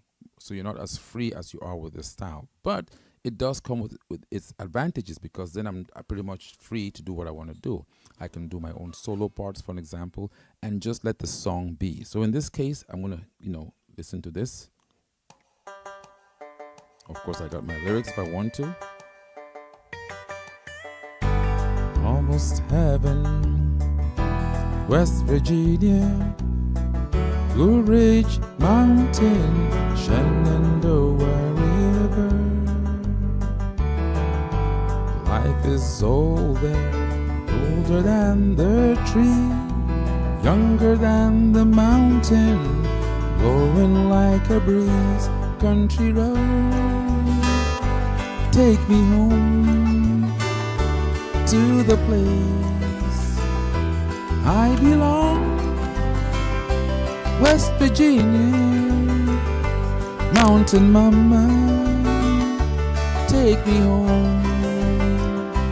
Country road.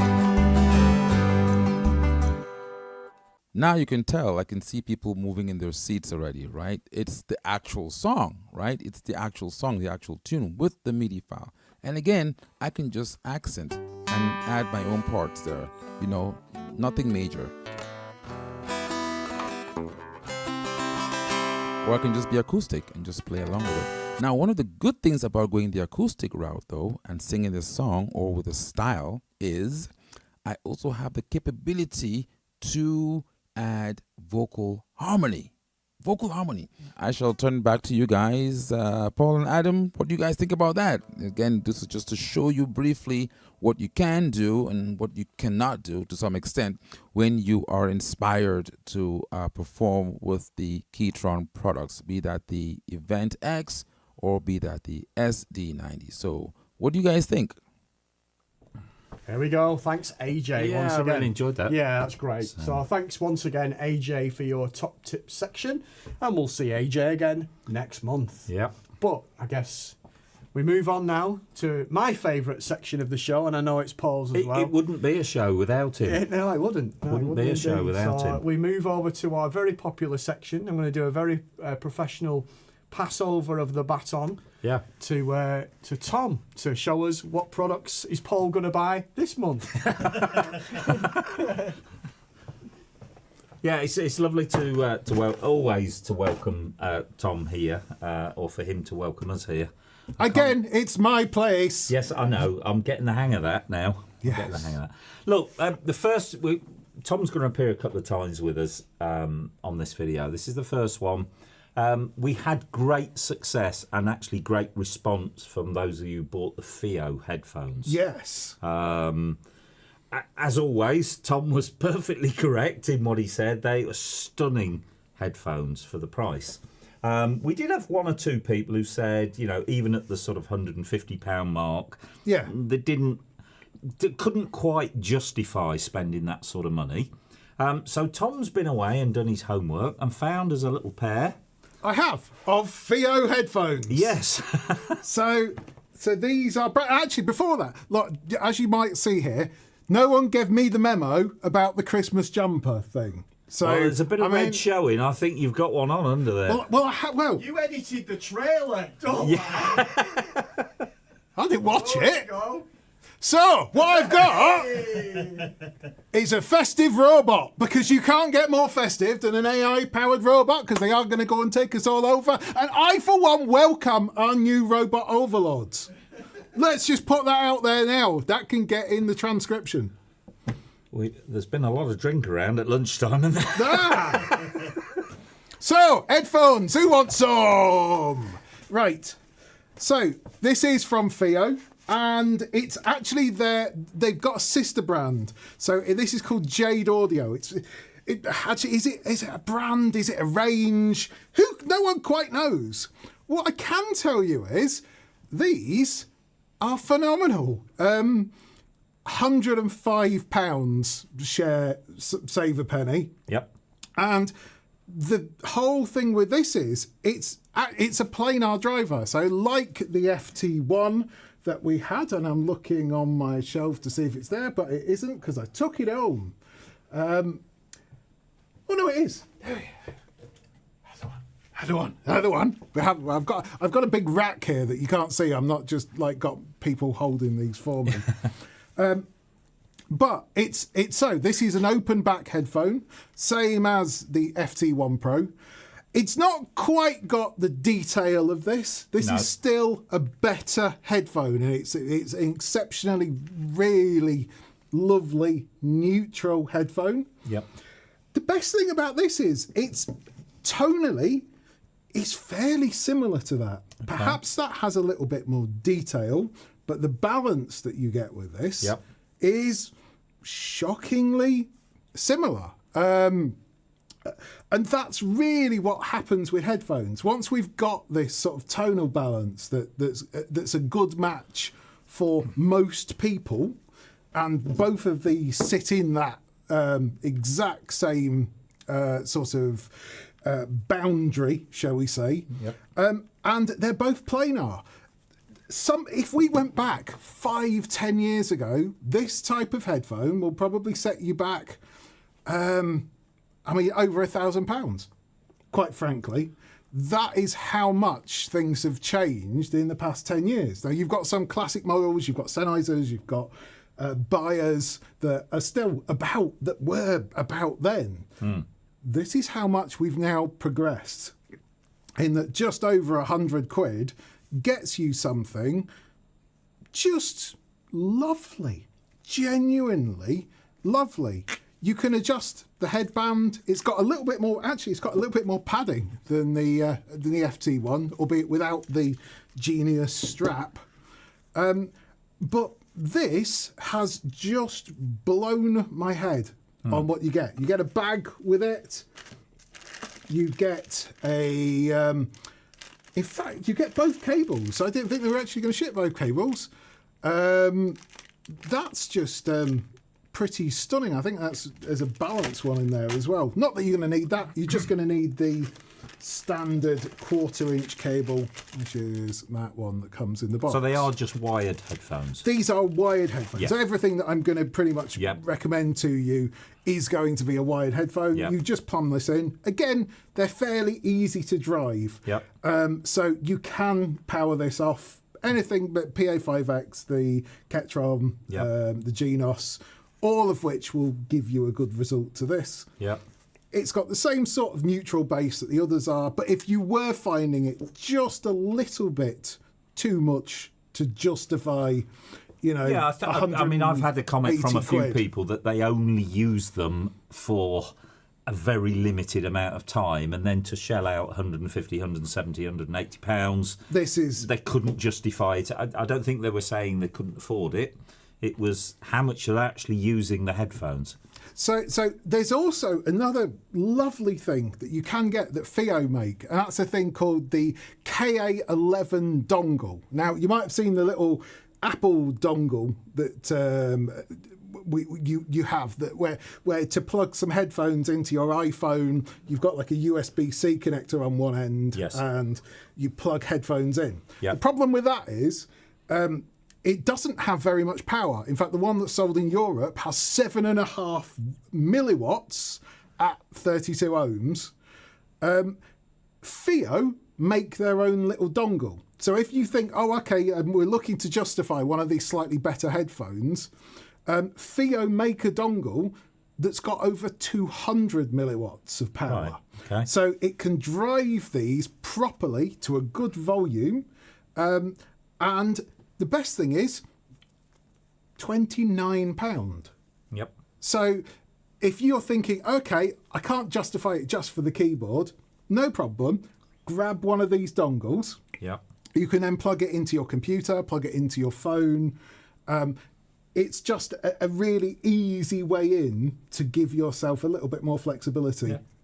With And what you're doing. they're up on the site shop, aren't they? They are up on the site shop. So these are I'm gonna have to look at the thing. It's JT7. Yep. Yeah, my head's a mishmash of model numbers this week. Yes, they are the JT7. But it does carry the FIO brand as well, doesn't it? It does. Yeah. So it's FIO and Jade Audio, which Yeah. is sort of the Yes. range for it. Yeah. Again, actually lovely. Folds flat. So nice to pop in the bag, transport around Yep. with you if you want to. It is open back, so it is going to let sound in and out like the other ones are. Yeah. But this is just stunning for the price. In fact, it folds up. It folds up. Folds up. Not that you could. Oh, it does. You can do that. You can do that. Well, that's how it came in the bag. But I tell you wasn't what, it? I mean, if I went onto QVC with these skills and knowing my products so well of how they work and how you could store them, Yeah. I'd be asked back all the time. So Tom's going to be back with us very shortly, and he's sourced another little set of speakers. Bit different setup to the Adam Audio one, because I think it can include a little bass. Yes, we're looking to go a little bit louder and a little bit deeper. Yep. So we'll be back very shortly. Is it time for Bohm, Adam? It is. So this is we introduced you to Klaus last month, and if you saw mine and Adam's preview, you'll see that the first of the Bohms has arrived, and I believe the rest of the stock is now ready. It's just waiting to come over. Yeah, unfortunately, because we've hit Christmas time, but that'll be over early part of the new year. But this is another little performance put together by Klaus of a great song actually called Forever Young.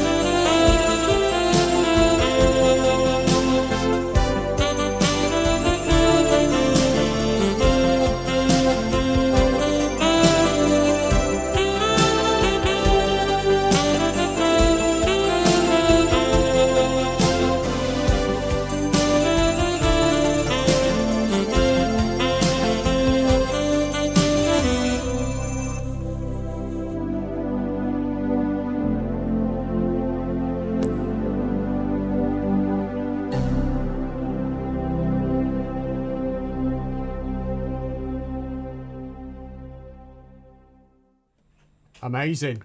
Thank you, Klaus. So welcome back. Welcome, Steve, back. And I thought, obviously, what we've had an amazing performance with Steve, of course, on Genos, which was great earlier. It's nice to see you playing a Genos again. Yes. Of course, Steve, master of the PA5X, playing the PA5X as well. But for those of you that have watched this show before, know that Steve has also recently just got himself a Ketron event. I have indeed. So I thought it's only fair, because I know it's only been, I'm not going to throw you in the deep end and say play us a load of music on it. I don't want to do that. But what I would like you to do, because you've been a master of the Genos and a master of the 5X, just let's have a little chat about how you've been getting on. It's a couple of months now you've had it. It is. So yeah, just some of your favourite things that you like and that you can share with us to the viewers at home. Yes, yeah. As you say, I've had this a couple of months now, and to be honest, when I go into my little studio at home, I feel a bit like a kid in a sweet shop. Yeah, I can imagine. I've got my Genos, I've got my Korgs, and now the event. I mean, it's a nice problem to have, but which do you play first? Yes, you know. So now I haven't had as much time as I would like on the event, because I've been very busy with other stuff. I do a lot of teaching. And also, of course, I just created a software pack. Of course, for the Korg, so that took a lot of time. I did that for Paul, and I'm halfway through recreating that for Genos as well. Oh, that's great news. So that will be coming early on in the new year. Because we did have that, a lot of questions that were in the chat at the time. Yeah. Oh, it's amazing, this is amazing, this is amazing. When is it for Genos? When is it for Genos? So it's great that you're going to be doing the same thing for Genos. Not long after Christmas, yes. I'm part way through it now. So yes, but that's kept me very busy. Yeah. So I haven't had a huge amount of time on the Ketron, but the little bit of time that I have to say I find this absolutely fascinating. Yeah. To me, the most important feature of any keyboard is the sound. Yeah, it's got to sound really, really good.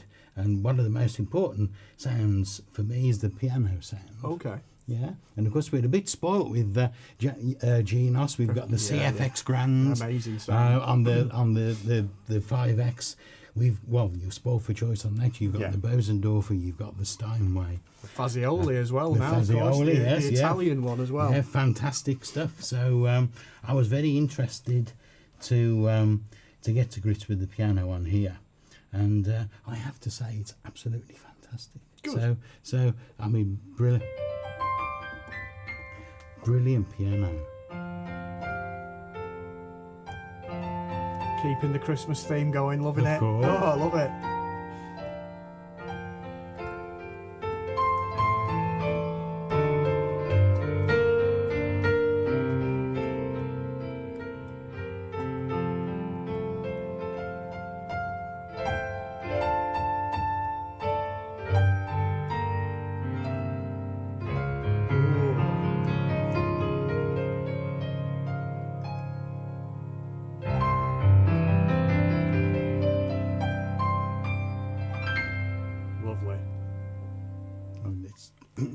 It's absolutely fabulous fantastic. sound, isn't it? What can you say? It's brilliant. And I found another one.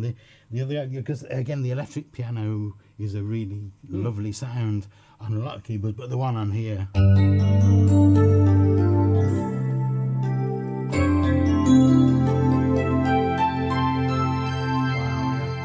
I just absolutely love that. And what I love about it as well is the sounds that you like. For example, if we were to get your 5X out, and you play it, you'd be showcasing this sound and that sound, but generally they're sounds that you've keyboard sets that you've created, because that's how you play the 5X. Absolutely. What's nice is at the moment, these are the sounds as you get them out the box. Well, they are. We're not in user. You can see this is just the preset sounds. You're just literally showing your favourites before you've dived in, and so I can't wait to see what you do with it after the fact, if you know what I mean. I mean, the out of the box sounds are just wonderful. They really are. Just one more that I'll just have to show you. Are the real sounds. Yeah, because I mean, we've had digital sound sampling on all of these instruments. The sounds are created by, they wheel an entire orchestra into a recording studio and record the sounds that the instruments make. And we've had that for quite some time now, and of course of late we've then had those sounds have got even better because they've started to introduce the way a real player would play those instruments. So on Yamaha we've got super articulation sounds, we've got DNC sounds on Korg. The real sounds on here are along the same vein as that. They are absolutely brilliant. So things like the sax. The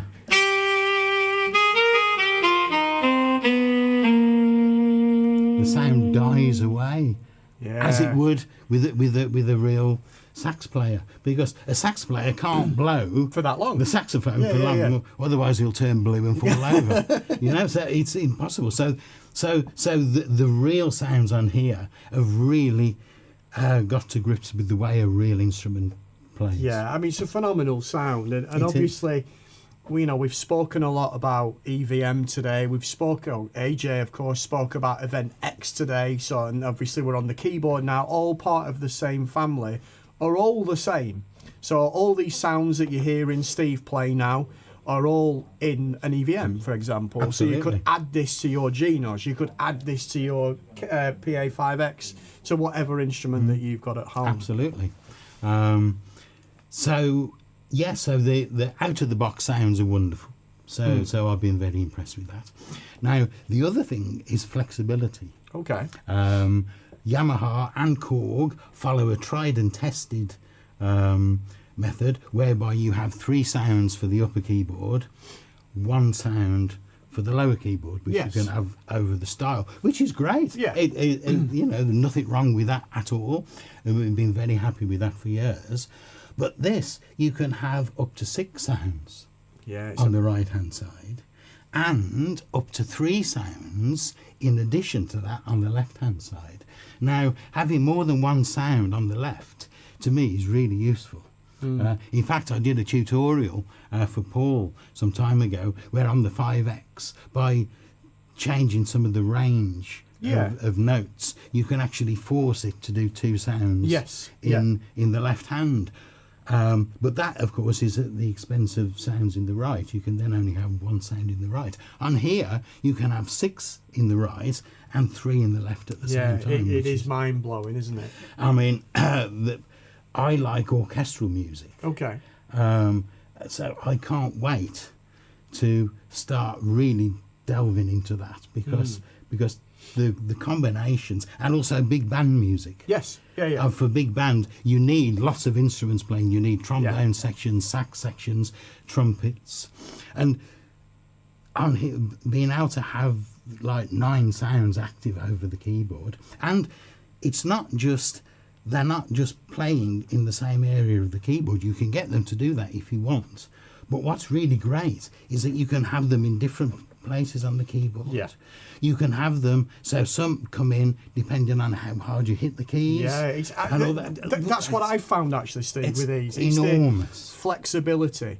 Like, do you want to bring sounds in with the modulation wheel? Yeah. Do you want to bring sounds in with touch? Do you want to bring extra sounds in with split points? Do you want to just layer? It's this.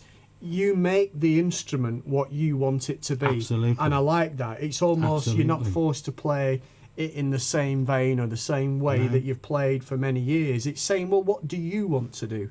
And this will probably do it. And the other thing I've been really impressed with is the way you do that. Yeah. Because it is so simple. I mean, shall we go to an overhead? There we go. Better shot. You can go to a sound. You can just literally hold your finger on that sound, and then you're into that edit screen, aren't you? Yeah, it's all in the one place. It's so logical. If you want to edit a sound, you've got 7 pages of things that you can edit about that sound, but all contained within the sound. Yeah. You haven't got to go to a different place on the keyboard. And go to other menus and do that. It's just there for you. And the great thing is the screen that we're in at the moment, so you can see we've got 3 sounds, if you will, there that you can see in the screen. This is still only 1 sound. Yes. So absolutely. you've got 3 sounds there active but for only on voice 1. Yeah. So you can have 3 on voice 1, 3 on voice 2, and a drawbar, don't forget, and 3 in your left hand. And there's just nothing that comes absolutely close to not. that. It's absolutely huge. It really is. So I thought what would be rather nice is I started fiddling with that just a little bit. Okay. Just a little bit. I thought we were done then. It's nice, right? We're still going. Loving it. Because again, another very important sound for me is strings. Yes. Yeah. Orchestral strings. My very first organ that I had when I was a little lad was an instrument called the Selena. Oh, wow. And the Selena were part of the Eminence, which I think a Dutch company, is that right? Yeah, Dutch company. And back in the day, they were the only make that made instruments that had got orchestral string sounds on. Yeah. And that was my very first instrument. So strings have always been an important sound to me. And one of the reasons I changed to Korg was because they because of those strings, fantastic Wonderful, strings, aren't they? and I was wondering whether the strings on here would come up to that. But what I've done just a little bit. This is just using voice 1, but 3 voices layered. Okay, so this is one sound in effect. So 3 voices layered in 3 voice voices. 1. Yeah. So bear in mind, there's still another 3 that can be added to this. So using one sound, there's the proof. There it is. Yeah. But the string sound is just.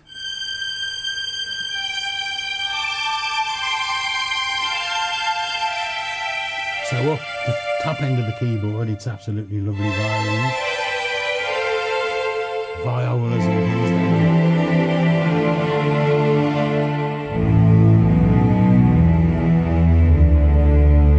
Fantastic strings. I mean, it's.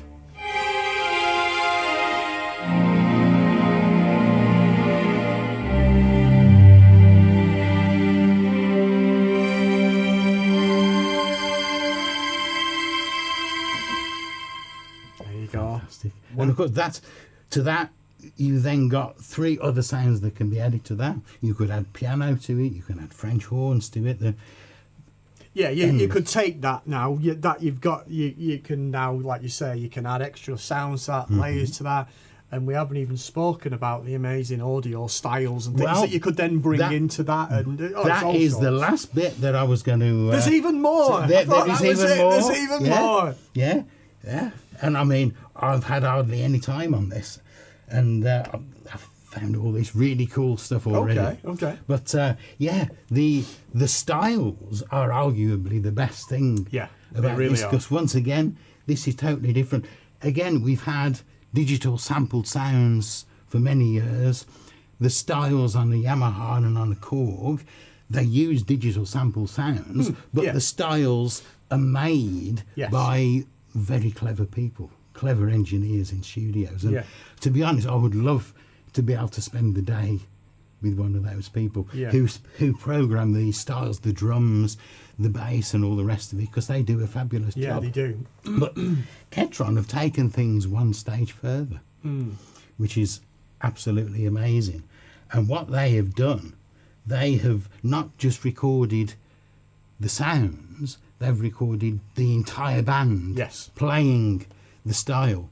And that makes such a difference, because when you hear a real band play, they don't just repeat the same thing on a loop. There's little nuances that come in, and little taps on the drum, little things going on the bass. It's amazing. I mean, I've told the story a million times, so apologies if you've heard it before. But obviously, me at Scan, the Scan sort of pro audio section is very professional. We started off doing very high end music PCs, really. Yeah. You've seen Tom and the knowledge that Tom's got with high-end studio monitoring and headphones. It's a very professional thing. Yeah. In iWalk, with my Genos 2 and my PA5X, there is a bit of it's very different. It's home keyboard playing. It's entertainment of yesteryear, if you will. The minute I plug in a Ketron and play, they will literally go, "What's that you're playing? Yeah. What's this? I've never seen this before." Because I don't know what it is. It's because it's real. It's live. It's not programmed. It's not programmed. It's almost like you say they've got a band in a studio and they've said, right, we'll mic everyone up independently. We're going to play at this speed. There's your metronome. We're going to play in the key of C. Off you go. And then they just play for minutes or whatever, and it's amazing. But what amazes me, how they do it, I don't know. But it follows whatever chord you play. Indeed, yeah. It follows. But not only that, the different instruments in the style do different things depending on the chord. And that's because what they do is they don't take that audio sample and transpose it like you would with MIDI. They actually say, right, you've recorded it in C now, we're going to do E now, off you go. And then they record it playing that chord. So for whatever reason, if the guitarist that's playing that lick might be more comfortable in the key of E and think, I'm going to do a little run here because I can, it's then in that chord. Yeah. It's clever. Very, very clever. So, I mean, one of the styles, I mean, the live style is brilliant for jazz. So, I mean, this is a great style they call jazz stick. Yeah. So if I play just a standard C chord, it's still great. You can hear the jazz guitar. Yeah. But I do a more complicated chord. Then the jazz guitarist is doing something totally different. Do a minor chord. It changes again. So to just use a standard piano sound and play along.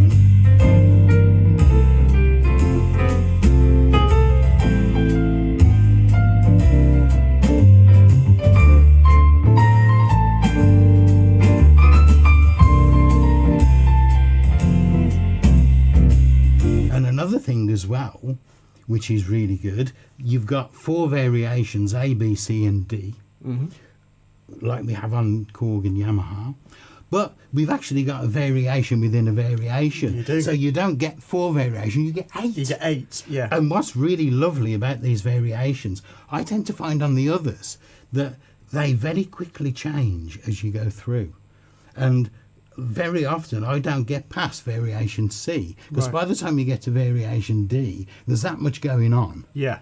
It's almost changed the style. Yeah. Here, the variations are very much subtle, more aren't they? subtle. Yeah, you're right. But much more usable. So we've got variation 1 there, and then we can change to variation 2.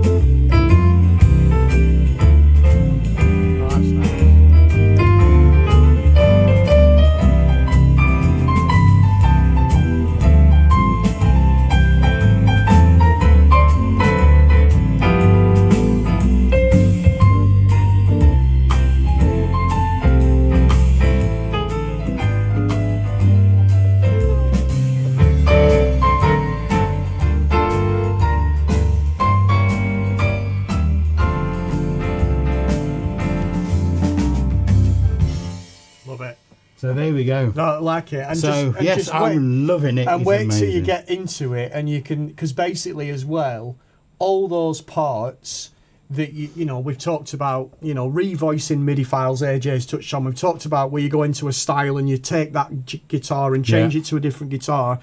If you, for example, on this say, well, I don't want that jazz bass player, it'll say, right, well, what, you know, you have 128 others that you can pick from, and if you pick a funk bass player, they play a completely different bass line. It's not just a different instrument sound, and every intro, dependent on what chord you play, is a different intro. Brilliant. Everyone should just buy one. It's absolutely fantastic. And the only place you can buy one from is scan.co.uk, so check out the site shop. Absolutely. So, thanks for that, Steve. I enjoyed that. Fabulous. Right, I'm going to go to Loving another video now. So this one is something that I found online, and I reached out to the person in question, and he was very, very kindly let me use his video. So this is by an organist that many of you may know in the UK. He's been a bone player for many, many, many years, and his little video dropped the other day, and I thought, wow, this is a really, really good way of playing the instrument.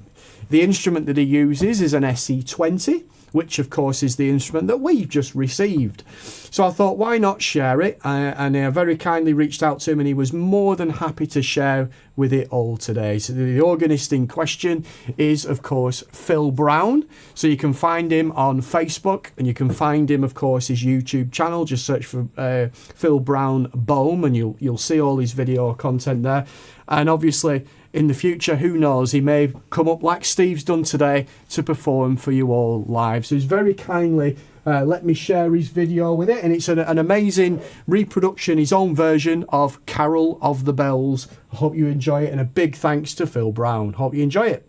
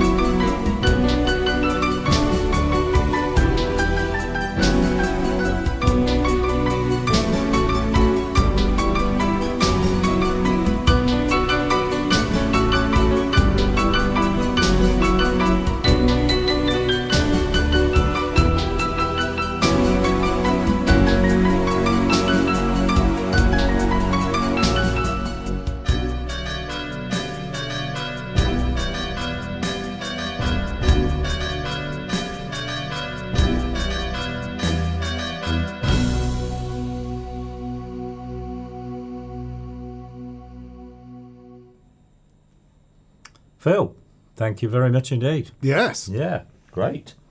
Nice performance. Okay, so we're back with Tom. Yeah. We're back with Tom. Never mind. Yeah.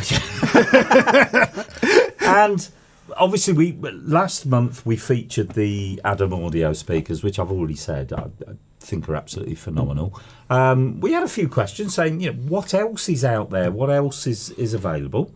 Yeah, and technically, I mean, in fact, let me grab one of the Adams.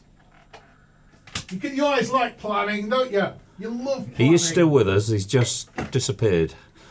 Let's go and look at right. So, this is one of Can the. I just ask, do we just want to be on a different button here? Yeah, the front one. There we go. There we go. Better. There we go. Right. So this is one of the Adam D3Vs that we looked at last month. This is, I mean, it is phenomenal. It is just truly a magical little speaker. However, the limitation of it is that the bass stops about sort of 47 hertz or something, and then it dies off. Now, for most people, especially if you're used to keyboard speakers, that's probably not an issue because your keyboard won't be going underneath those kind of frequencies. However, if you're used to playing organ parts with your keyboard, then you'll know that when you get down to those real bottom pedal notes... Yeah, 16-foot and 32-foot bass Yeah. notes. It's not got a hope in hell of trying to reproduce that. And that's basically where we get to the sub-octaves. Now, in my world, in sort of pop music and EDM and sort of electronic production, that's really common. You will have all of the bass under there. However, what I'm going to show you now is something that is on special offer for Christmas. There's 10 of these, and they open up a different little world that does fulfill that question of what else can you do. So these are from a company called Canto. You probably won't have heard of them, but I first heard these tiny little ones. This is the Canto Aura at the Bristol Hi-Fi show, and I was blown away because they are the best tiny speaker I have ever heard. The Adam has come, and it is a little bit bigger, sort of thing. This is, if you really need something, these are wonderful. However, they've got a big brother, and these were, up until last week, £400 a pair. And the advantage that they do have over the Adam is that they also have Bluetooth. So you can connect up a computer to them. They've got a USB-C input. They've got analog inputs on phono jacks. And they've got the Bluetooth. So having it as a set. The difference with the Cantos, certainly here with the 4s, is that they've also got a sub output. Yep. And that means you can hook up with either one of their 6 or 8-inch subwoofers to get you those bottom notes. Yep. It also means that the actual speakers can go a little bit louder, and it gives you more volume from the setup. You already get a little bit more volume because they are a 4-inch cone in here compared to the 3 in the little Auras and the 3.5 in the Adam. These, close to you, again, we're talking like we did with the Adam. You want these as close sort of as possible, like, 30, 40 centimetres in front of your keyboard. Nice, pointed up to your ears, so the tweeters are pointed to your ears. The sub obviously can be on the floor centrally. These are just a fantastic combo if you want something that goes a little bit louder and gives you those real bottom organ notes from it. Like I said, they were £400 for the pair of these. They're currently 250 quid. Right. And deal. Yeah. they've got, you can then pair them up with the sub. I think the sub 6 is £200 and the sub 8 is 250. Yep. The 8 will go a little bit lower and a little bit louder. But these are absolutely have my seal of approval. Once we've got through the 10 that we've got, that will be it. They will be going back up to 400 quid. But honestly, are the subs on an offer at the moment, or is that the price of the? So if somebody bought these on the offer, yes, the subs are on their normal pricing. Price, right? So somebody could buy those and then add the sub at a later date without being penalised for not buying the sub now. You absolutely could. It's an upgradable system. and sonically, they're on par with the Adam. The Adam perhaps has got a little bit tighter bass just because of how it works with the magical radiators in the sides. See, I do listen. However, if you've got a subwoofer, the subwoofer will cross over. So the subwoofer will take the bass frequencies out of the satellites. Yes. So you haven't got to worry in the same way. Yeah. But honestly, if you've bought the Adams, you know they are. I've got 2 pairs. I bought my wife a pair for Christmas because that's what we do in my household. Did you buy them through my link? No, I could do. Just thought I'd ask. I tell you what's been great, and I've had a lot of comment from people, and I meant it last time. I always learn a lot because I'd never heard of that brand. In our little world of keyboards, we know certain makes, and we know certain brands. What you've done, Tom, is introduce us to a new world out there. And it was as well. The weird thing was when I first started doing Canto and listening to it, they had another range of speakers, and in fact they looked like the Adams because they had the ribbon tweeters. They weren't on any kind of level, and then all of a sudden when they brought out these Auras, it's like just it turned a switch. And this was the catalyst, that this original Aura was the catalyst for all this new type of DSP speaker that we've got. That's why it's so good, because it's got electronics in that extends out the response compared to a normal speaker. So it is something that's upgradable. It's already got slightly deeper bass than the Adam, perhaps not quite as tight and punchy, but at 250 quid with the option to upgrade, you've got something there which is just, and the fact that it's Bluetooth. The Adam's not Bluetooth. You can just go connect this up to your phone, play some music through. If you then get the sub connected, it's no hassle because you still connect to the speaker. You've got no extra wiring apart from one wire out of one of the speakers down to the subwoofer. Brilliant, Tom. As always, that's really, really interesting. I'd like to just take this opportunity while Tom's still stood at the side of me, just to thank him for all his hard work on a Keyboard Live, because it's not just coming on and selling me something. It's I mean, it's not you. You've got those. I'm thinking. No, I left my wallet at home. You've got kids. I mean, what's better than the gift of really high quality audio for Christmas? I agree. Okay, but on a serious note, Tom, you don't see a lot of what Tom does to put this show on. He's working. I usually get here about 10 o'clock in the morning on Keyboard Live Day. He is non-stop until 5 minutes before we go on. So it's very much appreciated. Thank you very much for all your hard work. Well, thank you for turning up. Yes. And we look forward to seeing you with us again next year. Have a great Christmas. Nice one. There we go. So nice little things and find someone who does want them, who's appreciative for their children. Yes. Don't trip over, by the way. I won't trip over. No. Health and safety. Yeah. I'm the one who put the trip strip there. No, you didn't. What has Tom been drinking this week? I've not had anything yet. That's a real shame. That's probably the problem. Yes, I think so. Probably the problem. So, look, we're getting to the end of the show, but again, this is just a real special thanks because Steve drove up from the south coast of England yesterday in horrendous weather. It took him about 2 hours longer than normal to get to my house. We then got in my car and we drove up in more horrendous weather last night. Steve's got to get back to my house, which is going to be a 3 hour at least drive tonight, and then he's got another probably 3.5 hours back to Weymouth. So we are so appreciative of the fact that he's come up. And I thought while he's here, let's get him to play one more little tune for us.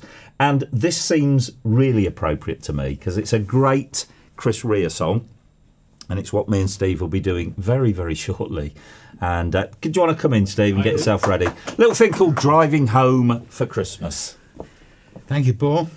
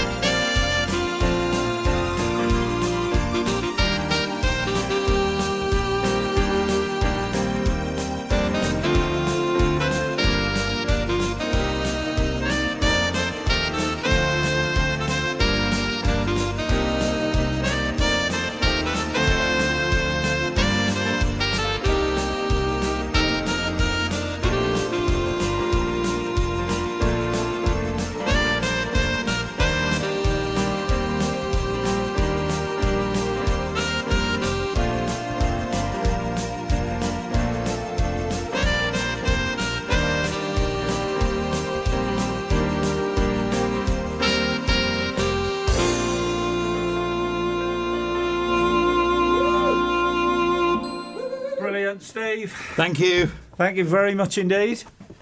Can I go on this side? Yeah, of course you can. Yeah, thanks very much, Steve, for all your hard work and everything that you've done to support us on this show. The final show of the year. Yep. Just a couple of quick notes. Yeah, you all know of my setup, Keyboard World. It's just a quick bit of information. We've for the last 2 years ran an interactive online magazine, which if you like the sort of thing you're watching today, then this is full of that sort of thing. Being online, we're able to embed videos, audio files, etc.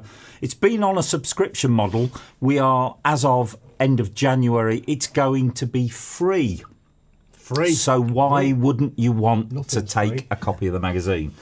It will be in conjunction with Scan. I'll still be producing the magazine, but we'll have now access to a lot more products. Like Tom comes on and does the product reviews, there'll be a lot more in-depth product reviews in there with little videos. There'll be lots more hints and tips on the arranger keyboards. There'll be few pages dedicated to piano, digital piano and different piano styles as well. So if you would like to receive a copy of the magazine in future, all you need to do is go to our website. I believe Adam's put it in the chat. It's in the chat. It's www.keyboardworld.co.uk. If you just fill the little form in that's on page 1, that will capture your email and you will automatically be sent a copy of the magazine every time we produce one. Free. Thank you very much. Yeah. Well, there we go. So that brings this month's episode to a close. So thanks to everybody that's watched. So don't forget, moving forward, we'll be now broadcasting on Facebook, YouTube, our channel and Paul's channel, Yep. and of course Twitch as well, for those of you that use Twitch as well. All that remains really is to end on a jingle that Paul created. Well, can I just say, we haven't set the dates for the shows next year. Oh, we haven't, yet. yeah, so keep an eye out on the socials. We will keep informed, we'll keep you informed. It'll be on the Facebook pages. We'll probably do a little, me and Adam will do a little preview. It'll probably be like the third Friday of the month, so it'll follow the same kind of pattern. It won't be in January. Right, well, we'll sort it. We'll let you know. Don't worry, we'll let you know. So there we go. I set you a challenge last month to create a Christmas jingle. Yeah. And I thought we'll start the show with it, but it was that good, I thought we'll save it to the end. And can I just tell the little story just before we finish? When I got here, Adam said he played it to some of the staff at Scan, and they said, "Oh, that's cheesy."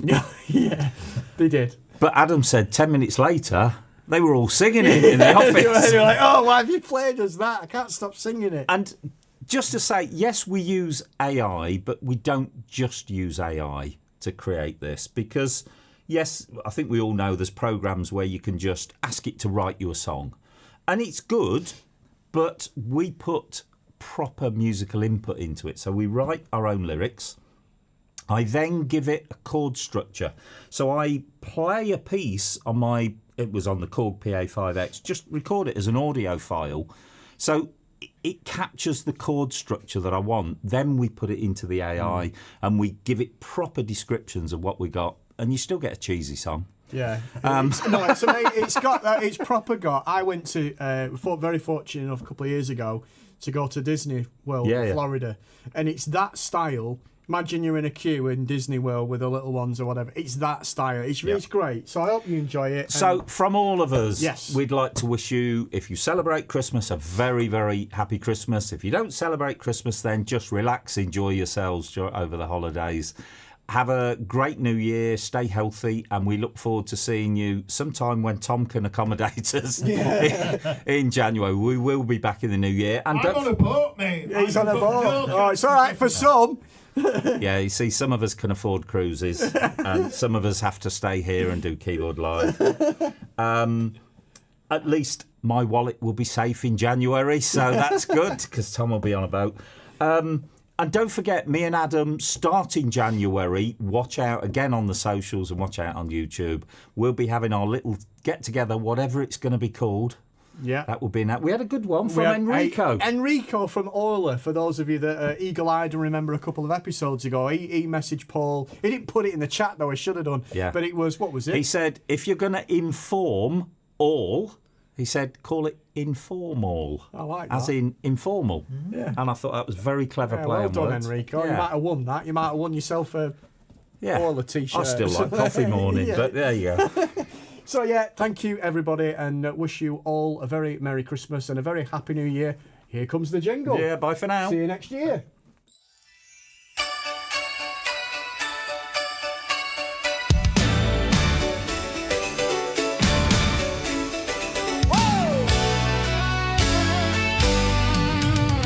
From the first key played to the final chord, a range of magic we all adore. Styles and sounds from near and far, making music just the way we are. Paul and Adam lead the way. Every week we learn, we play. Tom on controls, steady and wise, drops a pearl of wisdom, line that makes us smile. Keyboard live, it's Christmas time.